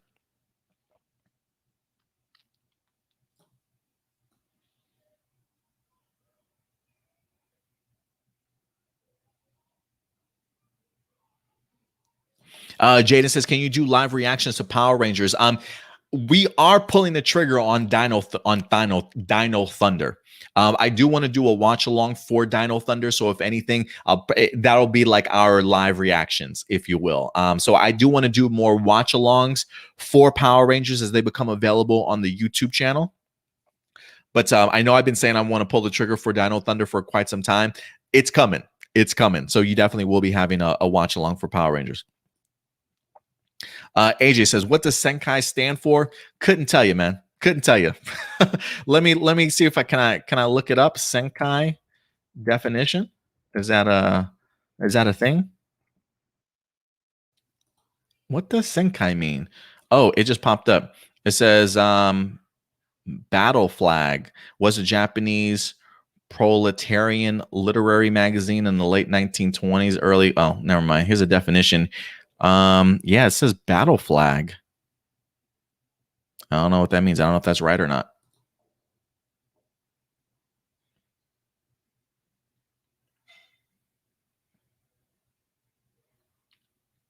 Yeah, I'll have to look this up for you. Yeah, because I don't want to give you that false information, man.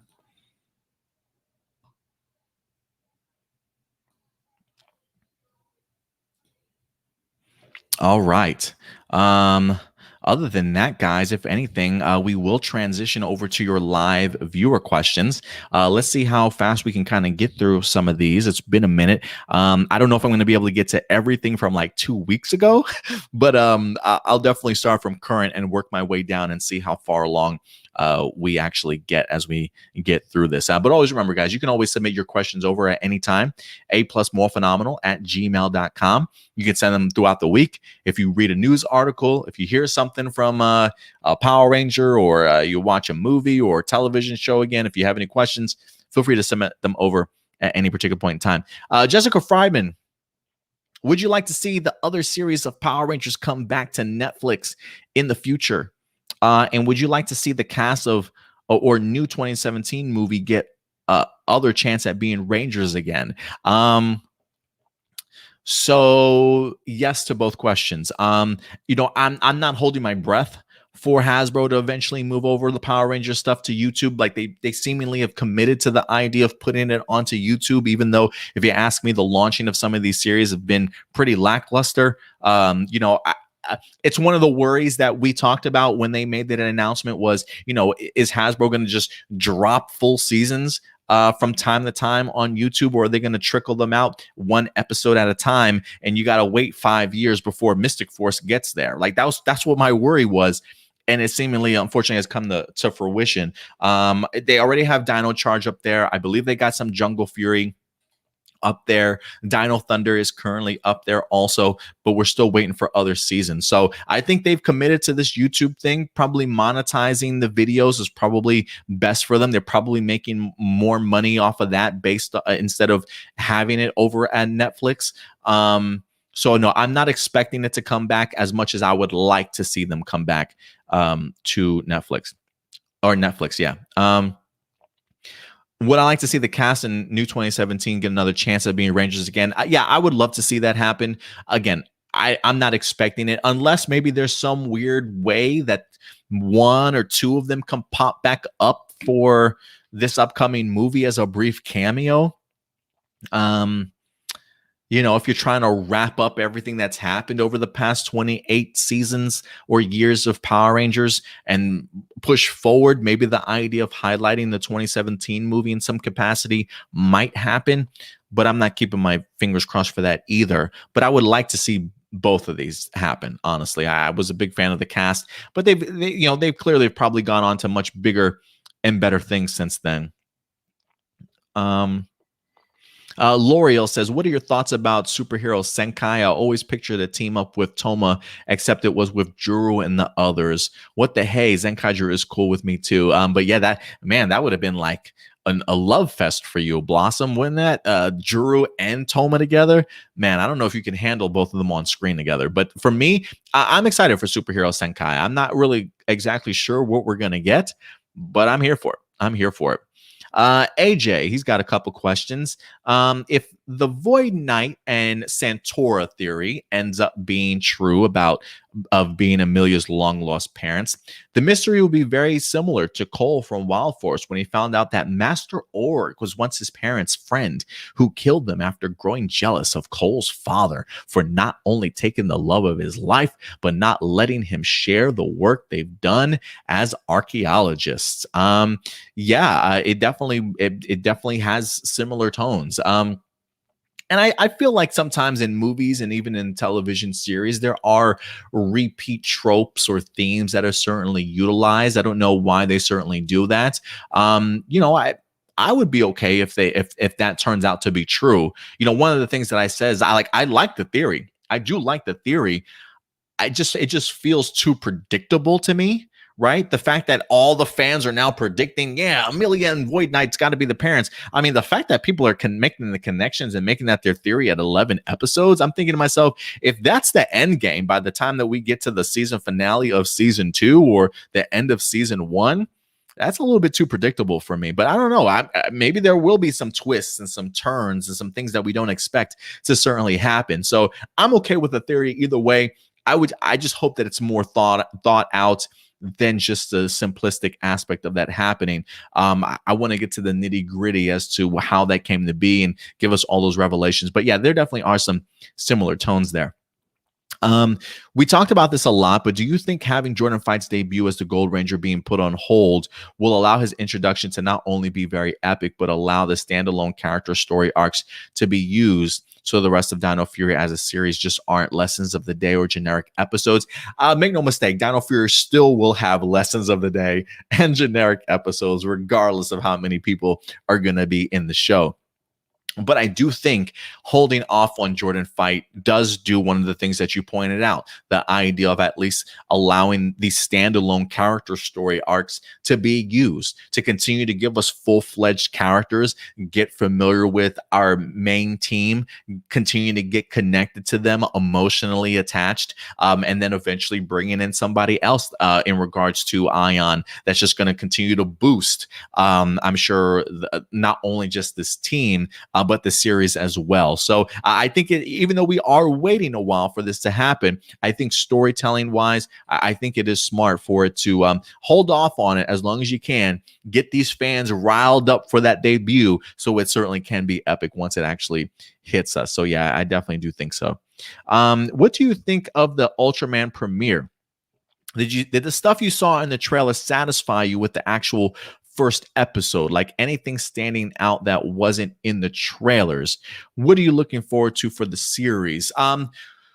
So the trailers itself showed a lot of stuff that the first episode didn't really tackle. You know, there's a bunch of characters that we got showcased to in the trailer that wasn't even really brought up too much in this first episode.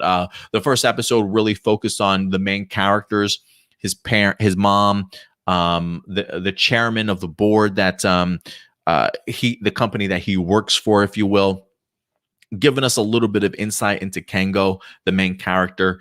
But the rest for me was really kind of world building a little bit, giving us some history lessons, a great showcase of action and storytelling. It adds a great sort of mythos and mystery behind it. Like there are some characters that pop up that clearly have a past with Ultraman, and you're trying to find where Kengo's place in all this fits, right? How he kind of fits into the bigger scheme of things. There are some mysteries, like there are some questions that I already have, but I thought for the most part it was a good first episode. I don't know if I feel like it was maybe too much information in one episode or not. Let me see how the storytelling goes for episode 2. But I will say I do appreciate, just based off of how big the Gut Select team is, just based off of the trailers alone and everybody that's going to be included in this, I'm kind of glad that they didn't force them all into the one episode. So I am hoping that they are smart about the pacing of this series and the storytelling and how many people they introduce to you all at once. But I felt like for the most part, that first episode was pretty solid. Again, I think some of the confusion comes from me just being a first timer when it comes to Ultraman and having my own questions, and this being like I don't want to say it's a quasi sequel, but again, they reiterate the fact that it's a modern take on that previous Ultraman Tiga series that we wind up getting. But it wouldn't surprise me if they're playing with the concept of some ideas from that past series working its way into this one also. You know what I mean? So while I don't necessarily need to be up to date, I feel like with that past series, it might help a little bit, but I think I can still enjoy this series certainly for what it was. I mean, again, the action, the special effects, it looks clean. I really like what I saw. So yeah, the first episode certainly satisfied me, had me want to come back, come out to watch the second one. But I think I'm definitely going to enjoy the mystery of who this chairman is, how he knows so much about Ultraman, why he's pushing for somebody like Kengo to be the next embodiment, if you will, and then just the past lore of Ultraman and their villains, and the action really and special effects really stood out to me. So we'll see. Let's see here. If there is one thing that I am looking forward to in your question, it is the return of Luca Milfi from Gokaiger. Yeah, even though she's not in it, her actress that played Luca, what's her name now? MOA? Is that what she's going by now? Is she not going by like an actual name? Is she like Prince? Is she just a symbol, but she's just acronyms now? I'm kind of curious how that works. I'm not trying to be funny. I just don't know why she changed to the initials. Like every time that I see her, it's got MOA next to it, and I don't necessarily know what that stands for. Is that her full name? But she just rather go by initials? I have no idea. Somebody in the comment section tell me. But she's supposed to be like playing an alien in here. We're not going to see her face, but she's like the mascot, if you will, of Gut Select. But based off of some of the descriptions of her, that she's got the sharp tongue, she's got probably the sassy attitude. It almost reminds me of like literally just picking up Luca and plopping her into Ultraman. So I'll be interested to see how it turns out. But great questions, AJ. Thank you very much. Johnny Marrero's got a couple questions. What was your favorite moment from today's Fan First Friday? Oh, we're going back to last week. Can I remember what happened in Fan First Friday? It was a lot of Lightning Collection stuff. I remember that. I remember being disappointed in the Chroma Fury Saber or whatever it is again. I look, when it comes to the can I just say this about the Chroma Fury Saber or Chroma Saber Fury, whatever they call it? Hey, I've got no problem with putting out a toy version of it, some 12-inch ruler sized Chroma Saber. That's cool that it glows, makes sound effects. I'm sure kids would dig the shit out of that. Okay. But for me as a consumer, I'm gonna need life size. I'm gonna need life size. Like if there's anything that I would be willing to spend my money on, it would be a life-size version of the Chroma Fury Saber. It truly would. I believe there's one out there, if I'm not mistaken, already. I don't know if Hasbro make a second one. I'm not quite sure if they can do like their own version of it or not. But I feel like maybe I've seen a actual life-size version of it, maybe for like cosplay purposes.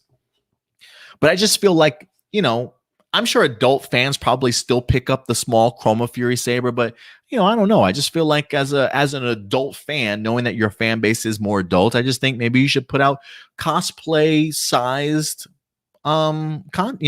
toys or figures and stuff to certainly use, equipment, weapons, whatever the case may be. I mean, you guys are pulling out life-size helmets, right, on display. Give me some actual Chroma Fury Saber adult size. I'll take that. And again, I do believe that there's one. If there is one already out there, let me know. But I'm kind of curious if Hasbro can make one of themselves if they wanted to. What do you want to see get announced for Power Month next month for Power Rangers? Ooh, yeah, August is going to be pretty popping, huh? Especially because it was Power Rangers Day on like the 28th or something around the 20th, something like that. What do I want to see from Power Rangers month? Probably some more Boom Studios announcements, I think would be great for me at least. By August, maybe some further insight in regards to the Netflix, to transition over from Nickelodeon and Netflix, where the new episode's going to be landing. Clarification for the fans would go a long way. Do I need Power Ranger movie and future information? No, I can hold off on that. I can hold off on that a little bit longer till maybe like 2022.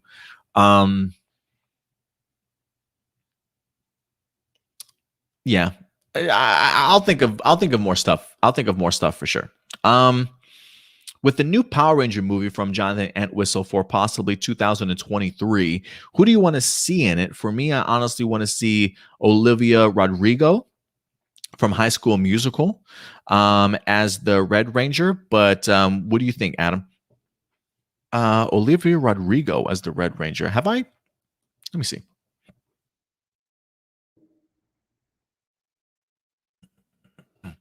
Olivia Rodrigo. Oh, okay. Yeah, I'm not familiar with her, but why not? Why not? Man, am I gonna have to try and pull up? Let me see something here. Dang it, I don't think I have. I will give you guys my lineup. There is a video out there already where I did do my fantasy casting for Jonathan Entwistle's movie.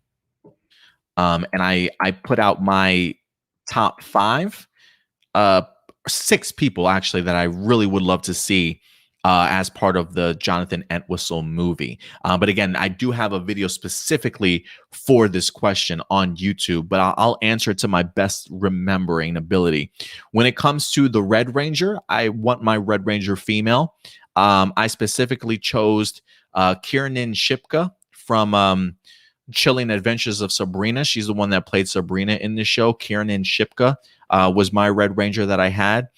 My Blue Ranger was going to be from a recent Jonathan Entwistle show and also from the movie It. His name is Wyatt Olef. I was going to have him as either the Blue Ranger or the Black Ranger. My other Ranger for either blue or black was going to be Chosen Jacobs. He's also from the It movie as well. He was one of my selections on there. I want to say for my Yellow Ranger, I had the main lead from Cobra Kai. Jolo Mariduena. Jolo, who plays Miguel. I had him as the Yellow Ranger. Jolo.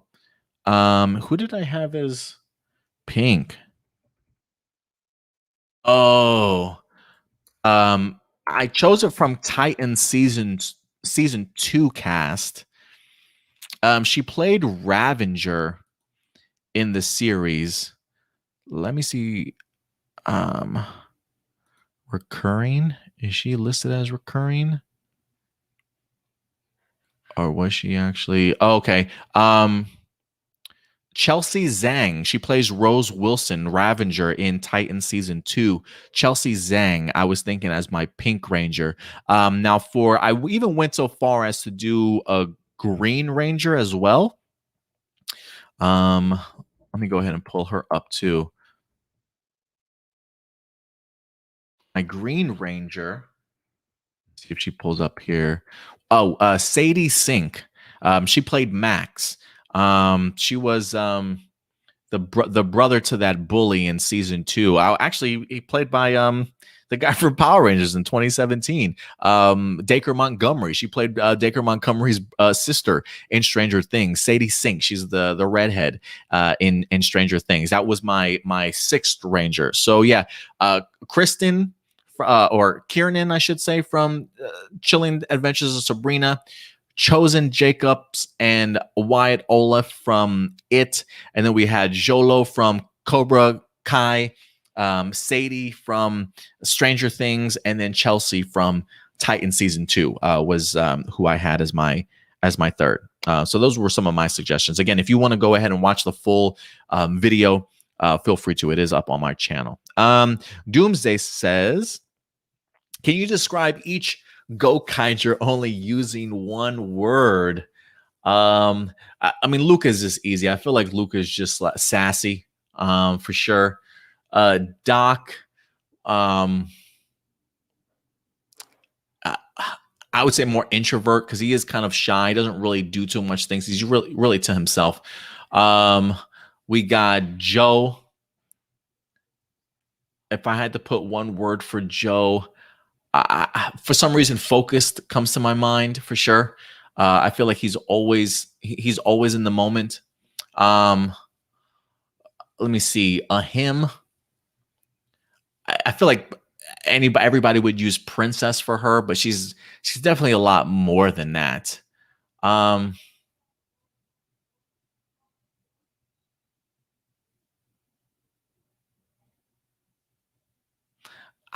want to say maybe even underappreciated. Just because of the fact that I feel like just based off of everybody, they kind of underestimated. Underestimated is the much better word for him. Guy, fanboy, easy. And Captain Marvelous, notorious. Yeah. Fucking, I love Captain Marvelous, man. Can't nobody tell him anything to do. Do you think Kaido will ever find his parents from Zenkaiger? Ooh, I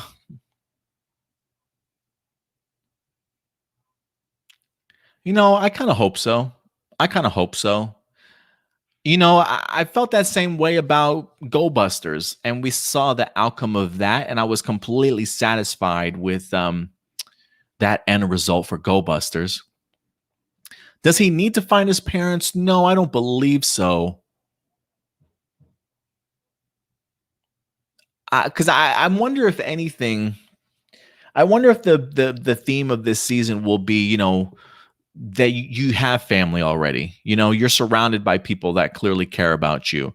And so a part of me is wondering, maybe if Kaido's parents don't end up surviving, maybe the lesson he'll take away from that is, while I have always wanted to learn the truth and find out, are my parents still alive, or what the case may be, they set me up great, with the Zenkaiger abilities, but also the fact that his family is now the Kikainoids and the people around him. And maybe that's even something that'll speak to Stacy, right? That even though he doesn't necessarily have a family either, you still have one in Kaido, along with these guys here, the Kikainoids. But do I think he'll ever find his parents?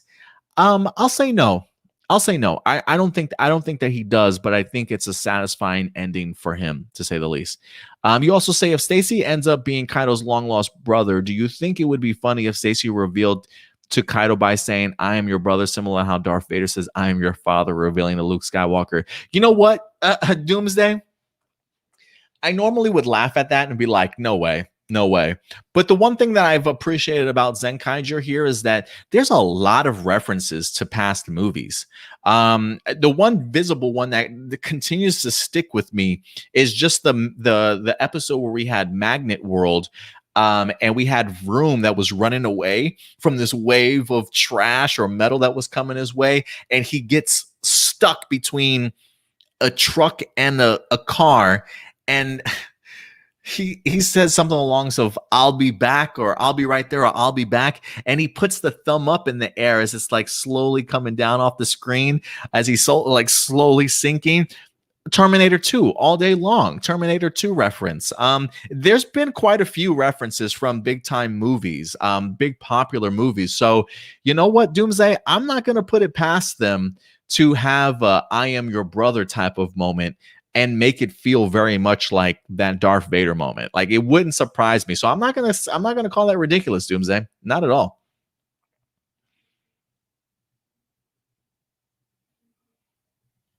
Oh, did I go through some of these questions already? Oh, I think I got doubles of some of these. Power Rangers Legacy. Which Super Sentai series do you think is very underrated and deserves more recognition? I'll shout out Go Busters based off of what I've seen so far. I think Go Busters deserves a lot more love than it certainly gets. Even going back and rewatching it again, it hit me just as impactful as it did the first time. And I absolutely love its messages and characters and just the family theme and environment that it establishes in there. So out of the Super Sentai series that I have watched, if there is one series that I wish maybe had got more talk and recognition, probably Go Busters. What storyline would you wish we got later in Dino Fury that we've never had before or in a long time? I feel like I might have mentioned this before. I don't even necessarily know if it's going to be in Dino Fury, but I just think storyline wise, like, I really would like more real life circumstances. I want to see other situations, like for instance, the Chance Perez, the Izzy and Javi stuff with his father, right? Like, not to say that I would like for this to happen, but maybe they really don't have a good relationship. Maybe they have a really terrible relationship. Not to say that like Warden Garcia beats Javi or anything like that, right? But I want to see real life circumstances where kids don't necessarily get along with their parents, right? Maybe there's a homeless kid that winds up becoming a Power Ranger or something, right? Like, an opportunity falls into his lap. Some kid being bullied at school on a regular basis or something, right? Like, dealing with depression and anxiety. Like, just things like that. I would love to see Power Rangers tap into more real world circumstances, things that kids these days have to deal with and tackle when they get into school or in their own personal lives. Maybe their mom left, or maybe their father left in the middle of the season. You know what I mean? Like, things like that. Like, those are the type of storylines that I would like to see. Again, not to add a dreary ass moment, but I'm just saying, like, real moments in people's lives that can really alter their mindsets. Or not everybody goes to a high school in California and's got the most perfect life in the world, and you just, like, not everybody's mom's a fucking archaeologist or does digs for a professional living or is a news reporter, right? Like, some people's parents are plumbers. Some people's parents are real estate agents. Some people's are engineers that work on cars, sort of thing, right? Like, more real world stuff would be fantastic, honestly. Which Power Ranger team would you like to battle each other in the comic book or animation form? And which comic book that we've had in the past couple of years since Shattered Grid do you really like, underrated, or wish wasn't necessary?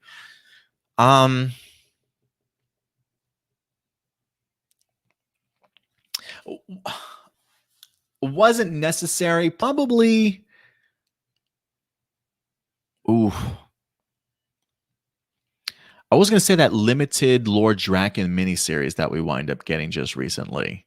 Cool concept with the idea of like Jason being trapped all this time, him being alive. But I feel like it may not necessarily have been completely, like, it could have been a little unnecessary. I thought the one shot for the Ranger Slayer was actually pretty well handled. I wasn't the biggest fan of the Lord Draken limited series. Maybe the first 2 episodes issues okay, but they really lost me at the end, unfortunately. So yeah, probably not necessarily necessary.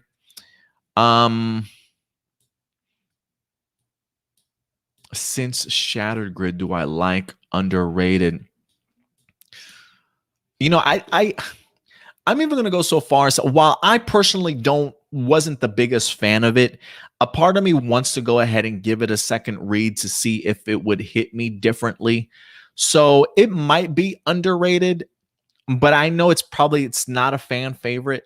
It wasn't for me, but I almost feel like it deserves for me to go back and rewatch it or reread it. It's probably the Beyond the Grid storyline that we wind up getting. The Solar Rangers, love the concept and the costumes. I thought the Solar Ranger in general was pretty on point. And we do get Morphing Masters chronology and history in there, the introduction, or at least a brief history of the Zeo crystals and things like that added in there. So some gems for sure in that storyline, but I just wasn't the biggest fan of the overall arc itself. But it might be underrated. It might be something I might actually have to go back and give another chance. So we'll see what happens there. Another thing from Jessica Fryman: when do you think the Gold Ranger will be introduced in Dino Fury? I'm thinking no later than episode 15. And would you like to see a female Red Ranger in the new movie? Most definitely. I'm keeping my fingers crossed for that. I almost feel like if it's not, it's almost a disservice, guys. Like, damn, 28 years we can't get a female leader yet. Like, yet. Come on, guys. Come on. Or at least let's just say female Red Ranger leader for the entirety of it. I know Lauren, I know, A Squad, but I'm talking about series wise or movie at the forefront. You know what I mean? Marcelino Vasquez, let's see here. It says, what do you think of an animated Power Ranger anthology series focusing on what if storylines similar to Marvel's What If? I know that Boom Comics basically filled that role, but mainly focus on MMPR, and they started moving away from it. That's funny you asked that, Marcelino, because you might have asked that question on A Plus Hero Report this weekend, or somebody did. Like, what other franchise would I like to see tackle the concept of a what if storyline? I said two franchises: Star Wars and Power Rangers. So yeah, I would not mind seeing Power Rangers take that what if scenario. I think that would be extremely fun. And yeah, for me, I've been really pushing for an anthology series, sort of Power Rangers, whether or not that is sort of the what if a concept, or I'm okay with the idea of maybe every episode or every 2 episodes focusing on sort of a brand new team and just having, their story kind of be told, to kind of just jump from dimension to dimension from time to time and kind of give everybody a little bit of that shine from some of the past 28 plus years of Power Rangers. I think that would be really fun, honestly. What are some of your favorite Power Ranger filler episodes? That's a hard one, Marcelino. I'll have to think on that. I'm not a fan of filler episodes. I mean, granted, they're needed, but I can't think of some off the top of my head right now. I'll have to think about that, because the only thing that keeps coming into my head are like um recap episodes or like holiday episodes. If I had to pick one though, like in modern time, um and I don't even know if if I can consider that a filler episode, because I thought it did a great job in regards to like one of the characters. Um Damn it, I just had it. Oh, the one that I was thinking about was the Halloween special from Beast Morphers. The Jacqueline Sislowski when she's the Viking. Fucking love that episode. I absolutely love that episode. Jacqueline Sislowski just has that type of humor that I just makes me laugh each and every time. Like, she does not mind being goofy or embarrassing herself or putting herself out there, sort of thing. She's so talented. But I immediately, when I saw that episode, I knew that this whole entire cast had to have had a blast in filming it. So for me, Beast Morphers Halloween special for sure is one of my favorite, more current filler episodes. The other one I was going to mention was the musical episode. The only reason why I was hesitant to consider that filler was I thought it did a really great job for the character in Steel, as goofy as it was. I'll let you guys decide whether or not you felt that was filler episode or not, but it's still, to me, one of my favorite episodes of the Neo Saban era in general. Not a question, but more of a comment. I don't think we will be getting a graphic novel this year, since graphic novels usually get announced somewhere in February or March. Marcelino, I was just going to say, what am I? Somebody asked me what I was expecting, and maybe an upcoming fan for Power Ranger month. I wouldn't be surprised if they actually announced another graphic novel from Boom Studios during that time period. But we'll see. I'm not privy to that information, but we'll see though. We'll see. AJ did have a question. I think this might be the last set of questions. Let me just I think a couple more kind of came in. AJ, damn it, what did I lose your question? Oh, here we go. Which story arc do you like better or more, Beast Morphers or Go Busters? Why? Ugh. I hate that question. Not, I don't hate it, but like, they're both so good, you know? They're both really enjoyable seasons. For me, I lean so little bit towards Go Busters. Oh, so little bit towards Go Busters. One, because of the family dynamic for the Go Busters, I feel is just so much more impactful in regards to it. Of like the main Go Buster team itself, not like the whole organization and things like that, but like just the main three and their family dynamic and what they're fighting for puts it over the top for me. And then secondly, the usage of the buddy roids. Super criminally underutilized in Beast Morphers, but used to perfection in Go Busters. And I'll even throw in the fucking timer from Go Busters. Whenever a monster's about to arrive and they put that timer on the screen, talk about adding a level of intensity of like, oh shit, we've got to do this before this monster arrives, sort of thing. So there are a couple things here and there that puts Go Busters just over Beast Morphers for me. But it's one of those things where it's just like almost neck and neck. Like, I really enjoy them both. I honestly would recommend both. Even if you've already seen Beast Morphers and you think, oh, you've seen it all, go back and check out Go Busters if you get the opportunity to. As I write this, I know we have another Hasbro fan pulse Friday again, and I don't know anything. What were some of the best highlights you found from the event? I can't really remember, honestly, man. I think for me, I think I was a little bit disappointed by the idea that they hyped up Dino Fury for this, and then it was just, they highlighted some Dino Fury stuff. Don't get me wrong, cool Lightning Collection pieces, if I'm not mistaken. But for me, they keep getting me with this fan first stuff. Each and every time they say Dino Fury, I'm like, I'm there. We got an update. Man, we got no damn update. Do you find the 25th anniversary crossover we had in Ninja Steel one of the better ones in Power Rangers? And do you feel it was a true celebration of Power Rangers franchise or celebration of Tommy? I felt the veteran Rangers were just there and treated Tommy as the savior. I mean, he did save everybody. So, yeah, I see what you mean. The Ninja Steel Rangers were very pointless by fighting Sentai footage until the Robot Ranger battle. It's definitely one of the more current, better ones, I feel like, up until that particular point. Especially at least when it comes to Neo Saban era stuff. So let me clarify it there. But I enjoyed it for what it was, the attempt. You know what I mean? It's probably up there in my top 10 somewhere. I don't know if that says anything. It's probably in my top 10. Let's see here. I did get some last minute questions. Brian Lee, is Power Rangers Power Rangers. Oh, will the new home for Power Rangers be Netflix in 2022? Yes, sir. Absolutely. It has, in fact, been confirmed. Hunter Deno has said it. Chance Perez has certainly said it. The fact alone that we're getting even the Power Rangers official Twitter page and Facebook page both promoted the idea of Netflix having episodes 9 through 11 on there.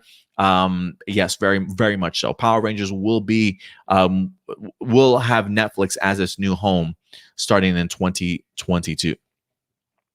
And I'm expecting, and again, this isn't confirmed, but I'm expecting because of this that anything Power Ranger related going forward will probably be on Netflix also. So if you don't have a Netflix account, guys, I would recommend putting some lunch money aside once a week or something like that to go ahead and pay for your subscription monthly, because Power Rangers will be on Netflix. Was Rashad Gabriel? What's up, Gabe? Certainly coming through. Appreciate you coming through, man. He says, "What's up, Adam? I wanted to let you know, since you talked about Kamen Rider today, just wanted to mention Shout Factory will be putting out Kamen Rider 01 on DVD and Blu-ray next year, and Kamen Rider Ryuki in 01 is coming to Tokusatsu, and combined with a news article from Variety, Toei is trying after 100 years to start pushing. But I agree with you. I do think simulcasting will really do the franchise great as well. I agree with you, man. Simulcasting, I think, works wonders. I mean, damn, I don't know how you can look at Ultraman Trigger's 1 million views and not think to yourself, if you're Toei, you know what? We should give this shit a try. That's an impressive outing for Ultraman. Because I'm sure the Super Sentai fans are here too in the States and all across the world. If you make it available internationally, people are going to come to it. People are going to flock to it. Don't be so scared to let people get their hands on things. But thank you for the announcements, man. You're right. I do remember reading that somewhere. Kamen Rider 01 going to Blu-ray next year. And then Ryuki and 01 going to Tokusatsu. It is 01 is definitely a series I want to go back and finish. I definitely do. So the fact that it is coming to Tokusatsu and maybe even Blu-ray for me, I love the sound of that. But that's how you do it. You got to start pushing. And again, Tokusatsu, like it, while it is free on Pluto TV, the Pluto TV app, I do have it on my phone. Every once in a while, I'll pull up Pluto TV and go on Tokusatsu just because they just have, random television shows, whether it's Super Sentai or Kamen Rider kind of airing on there. It is kind of cool to see that they have past seasons that kind of pop up. I don't play with Pluto TV too much, though, to see like if there's a schedule or if they have a place where you can go ahead and like revisit episodes if you miss it, or if it's only there to kind of watch live. So while I think it's a great source for sure, I just think the idea of simulcasting, the idea again, like what they're doing with Kamen Rider, was it Fudo Pai, the upcoming manga adaptation that they're doing, this quasi sequel. The fact that they're also going to be simulcasting, I think, on Funimation, if I'm not mistaken, I think that's a brilliant idea. Also, they got to do more of that stuff. Wherever the outreach is going to be that Toei can control themselves, it's going to be a win. Because for me, again, I'm a big fan of fan subs. I've spent plenty of time trying to find, because of the fact that I love these franchises, trying to find a way to watch it. I didn't have to find one single Ultraman Trigger fan sub because of the fact that they made it available. Toei, Gotta make some corrections, man. Gotta make some corrections and push forward, because you will get viewership. You will get viewership on your stuff. So appreciate the heads up, Gabe, in regards to that update for 01 and Ryuki. Funny you put that up because Brian literally just asked a question. Is Kamen Rider Ryuki in 01 will be on streaming service in Tubi? I don't know if it's Tubi or not. I definitely on Pluto TV. I don't know if there's another way to access Tokusatsu. If there is another way to access Tokusatsu, somebody let people know in the live chat or even the comment section box below. I've only known Tokusatsu through my Pluto TV. There might be other options, maybe the website. I don't know if they have like a website or anything like that, but we'll definitely see. We'll definitely see. All right, guys. I think with that out of the way, those are all of our live viewer questions. I feel like we caught up with all of our questions from like the past 2 weeks. So yay us. But if anything, I will go ahead and maybe jump into this live chat with you guys just to see what you're saying. Maybe we'll push another 10 minutes. We got a lot of viewers right now. Like apparently nobody's doing shit on a Monday night. They're like, you know what? We're going to go over to A plus more phenomenal today. So appreciate you guys certainly coming through. Remember, especially if you're a long way, if you continue to go ahead and show your support here. Byron says you should be casting for the 2023 Power Ranger movie. Lo and behold, Byron, I am, my friend. That casting that I just went ahead and put out, that's my team for the Power Rangers 2023 Power Ranger movie. Because I'm very much under the impression, and again, it could just be me, but I'm very much under the impression that this Power Ranger movie will in fact set up a future television series. And I'm kind of hoping that the television series has the same cast as this upcoming Power Ranger movie. So when I'm talking about my Jonathan Entwistle Power Ranger team, that's exactly what I'm referring to in regards to not only the movie, but hopefully taking these actors also and putting them into the actual series itself. I have a whole theory in regards to this. Like, I think we're going to get Power Ranger movie. That cast will then be in the Power Ranger television series. And then, you can have what? 3 seasons, and then boom, hit us with another movie if you want to from that same team. And that's just simply because of the fact that I'm a believer that the Power Ranger movie is going to be released streaming service wise. And I think if you're going to be releasing the movie streaming service wise, it's a lot easier to go ahead and connect these series together because you're having a Netflix movie. They're going to go right into the series itself, and they can go ahead and create and produce Netflix movies whenever they want to, every 2-3 seasons, whatever the case certainly may be. But that's my mindset. That's my mindset. Again, nobody has confirmed this, but again, that's just my mindset. Let's see here.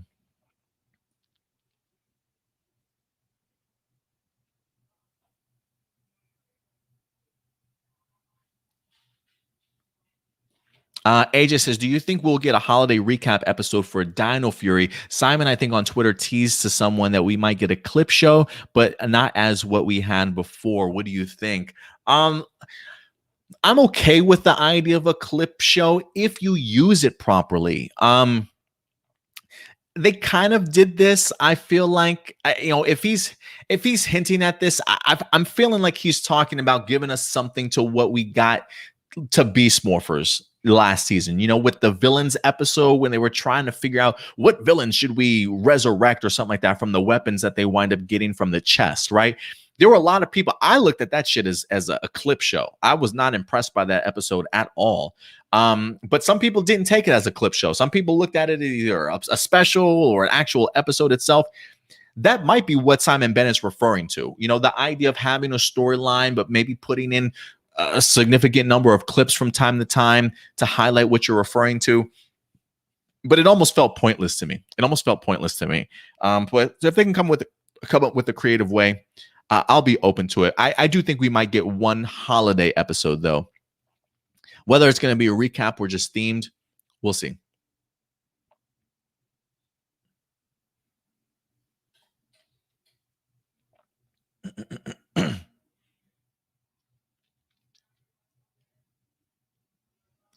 Let's see here.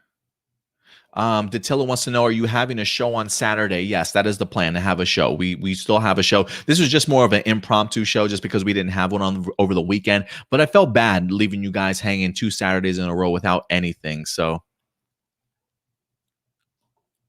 Adam said, AJ says, Adam's lighting changed. Yeah, it's gotten dark around here, man. We started at 7 o'clock. It's now 9. So the sun's dropped, and I literally just have my light and my backdrop. So hopefully it's not too awful.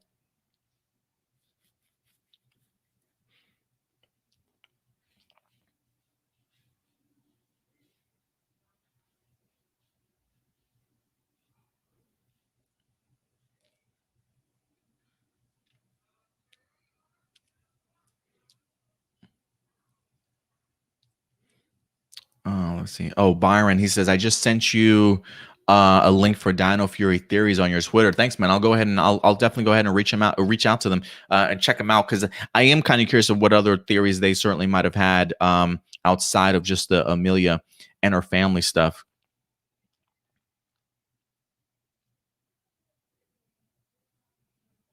Yusai says, I need Marvelous to meet Zox. I will feel so disappointed if those two never interact. You know what, Yusai? I'm right there with you, man. I'm right there with you. How are you going to have Gokaiger theme in an upcoming season, an anniversary season, no less, and not have Captain Marvelous show up? You must be tripping. Like, you must be crazy. So yeah, I hope so too. I hope it happens. I almost feel like it's a must. But again, I don't want to be that type of entitled fan. Like, this has to happen, guys. I mean, it does, but but if they don't do it, it will feel like a missed opportunity. I agree with you there.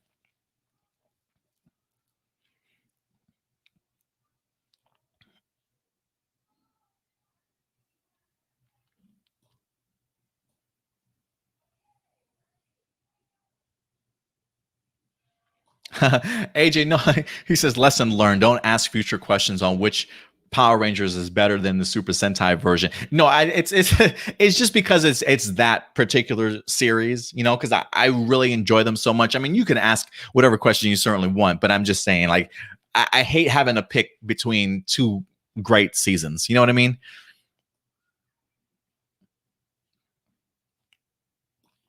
Brian says, do you think Tessa Round could be a great Red Ranger one day? I'm sure she probably could. Whether or not she'll get the opportunity to, who certainly knows. I think some people would probably say no to that. If you're talking about the idea of like just Izzy, like Izzy's character, I think for some people she might have too much of an attitude problem, right? She's got that. She can sometimes have that like resting bitch face. You know what I mean? Give you those eyes like, excuse me, what the fuck are you talking about? She's got no problem being sassy and talking back to you whatsoever. But I dig that about her. I honestly dig that about her, because she's just not that goody two shoe, if you will. You know what I mean? It's this. She is who she is, and she's unapologetic about it. And I kind of dig that. I don't know if some other people may not. So they may not be like, no, she can be a Red Ranger one day. I think she'll be all right. Adam Perea says, what if Simon Bennett knew about season 2 on Netflix ahead of time before Chance broke the news and made some changes to the actual show itself, maybe a little longer episodes? Is it possible? Maybe. But I'm not under the impression. I'm not under that impression. I feel like Hunter Deno might have even mentioned that on her IG live one day. I don't really think that was their mentality. I think if anything, you probably make the show out that you want it to be, and you don't really change it, especially if you find out, maybe he knew before the season started filming. But I just think storytelling wise, no, I think you just keep doing what you're doing. I think you just keep doing what you're doing. But I could be wrong. But so no, I'm not under the impression that it will. Byron, Adam, how would you fix Megaforce and Samurai? A couple ways. Better actors. And that's not a knock at everybody, okay? Not a knock at everybody, but just some better actors. An Asian Red Ranger and Samurai would go a long way. Let's see here. Megaforce. Yeah, Megaforce probably along the lines of the acting too. Samurai. I definitely would not have made it as copy and paste as it is to Shinkenger. I definitely would have taken more chances with Samurai, but maybe that was Saban, getting his feet wet again. First time helming this series.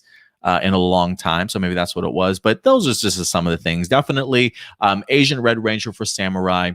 I wouldn't have made Samurai so cut and paste. I would have taken more creative liberties to tell the story that I certainly wanted to tell as best as I could with the footage. Megaforce, just probably better performances, better actors, if you will. And definitely when it comes to Megaforce, I would have let Megaforce breathe on its own. I would have let Go Sager just have been the entire 2 seasons. I would not have tried to cram Go Kaiger into the second season of Super Samurai. I think Megaforce probably would have been even better had they just focused on allowing it to just be its own thing. So maybe those are just some of the things I probably would have changed up.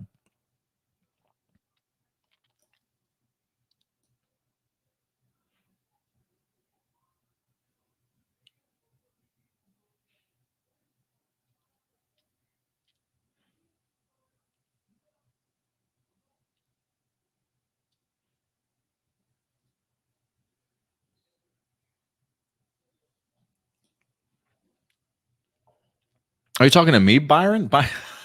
Byron says, I'd have you, Lauren, Izzy, me, and Captain Chaku as a team of Power Rangers. I love it, Byron. I love it, man.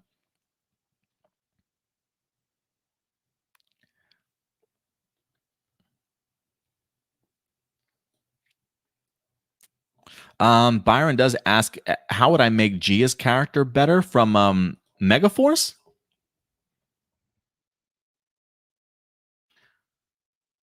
You know, actually I really like Gia. I didn't really have too much of a problem with her. If anything, I almost probably would have given her more time to shine, if you ask me. Kind of like as a leader, she always came across as a second in command to me. There is one episode of Megaforce where like she like is they her like I think Troy was I think he might have been out of the picture. I don't think he was in that particular scene, so I think that left Gia as the leader or the part of the team. But I remember they get blindsided, and she runs up to the front of the group and she stands there and she looks and she just goes, and then the team just fucking runs into battle. She didn't have to say anything. I love that's such a badass move. That's a boss move. That's what that is. Tonight I have saying just like, and then the team just goes. I probably would have given Gia and Jake maybe more TV time. That's probably what I would have done.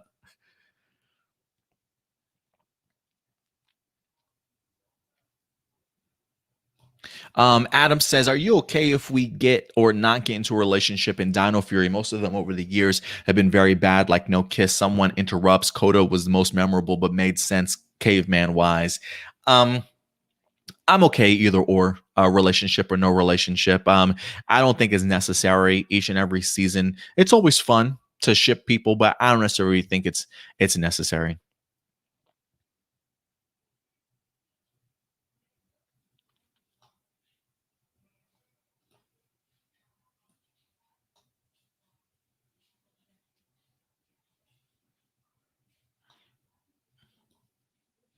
All right, guys. I think with that, I'm gonna go ahead and um, head on out. Byron does say, I think Common Rider Revice will be Animal plus Common Rider, and Decade will be a Shark, right?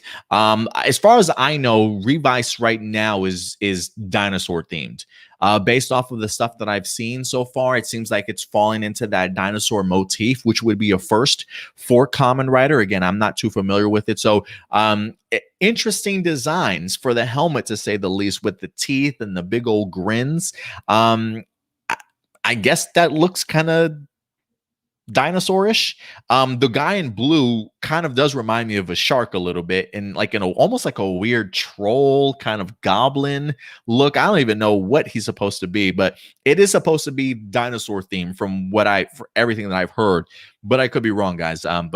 Yeah, from I think one of the promo images or something like that, I saw him holding a cup, Revice holding the cup, and it had like a brontosaurus or a dinosaur on the front, like a pink one. So I do think that's the dinosaur theme. So I don't think it's necessarily going to be animals. Who knows? Maybe it's more than just dinosaurs though. But yeah, we'll see. All right, guys.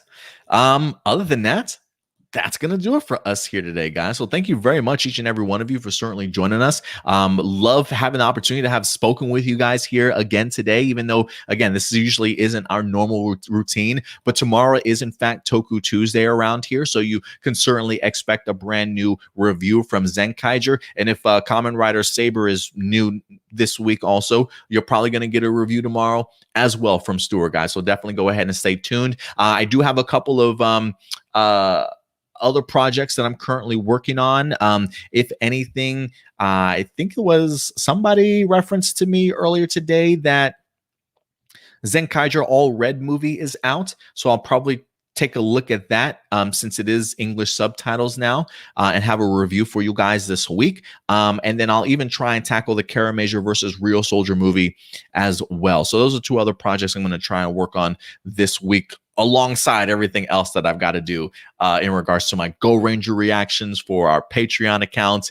And then, of course, getting A+ More Phenomenal ready for this weekend. So definitely a ton of fresh content headed your guys' way. And who knows, maybe I'll go down my disk drive of past videos and stuff, and maybe for like a throwback Thursday or something, maybe if I can find all the episode reviews of some of my past Super Sentai stuff when we were on our previous channel, A+ Opinions, maybe I'll go ahead and drop a season's worth of reviews for you guys or something along those lines. But we'll see what happens. But regardless, it's good to be back. It's good to hear from each and every one of you guys today, as always, but we'll be back later on this weekend. So join us Saturday live at noon Central Time. Yeah, and until then, guys, do me a big favor, as always, take care of yourselves, take care of each other, and keep it A+. I'll talk to you guys later. Bye. If you enjoy our content and want to be a part of helping our channel grow, become a patron supporter. We have affordable tiers to choose from that offer a variety of exclusive and early access content, from audio files for all of our shows for you to enjoy on the road, access to our Discord community, and plenty of reactions, reviews, character breakdowns, and more. Check us out at patreon.com/A+opinions. And as always, remember, like, subscribe, and hit that bell notification so anytime we drop a brand new video, you will be notified.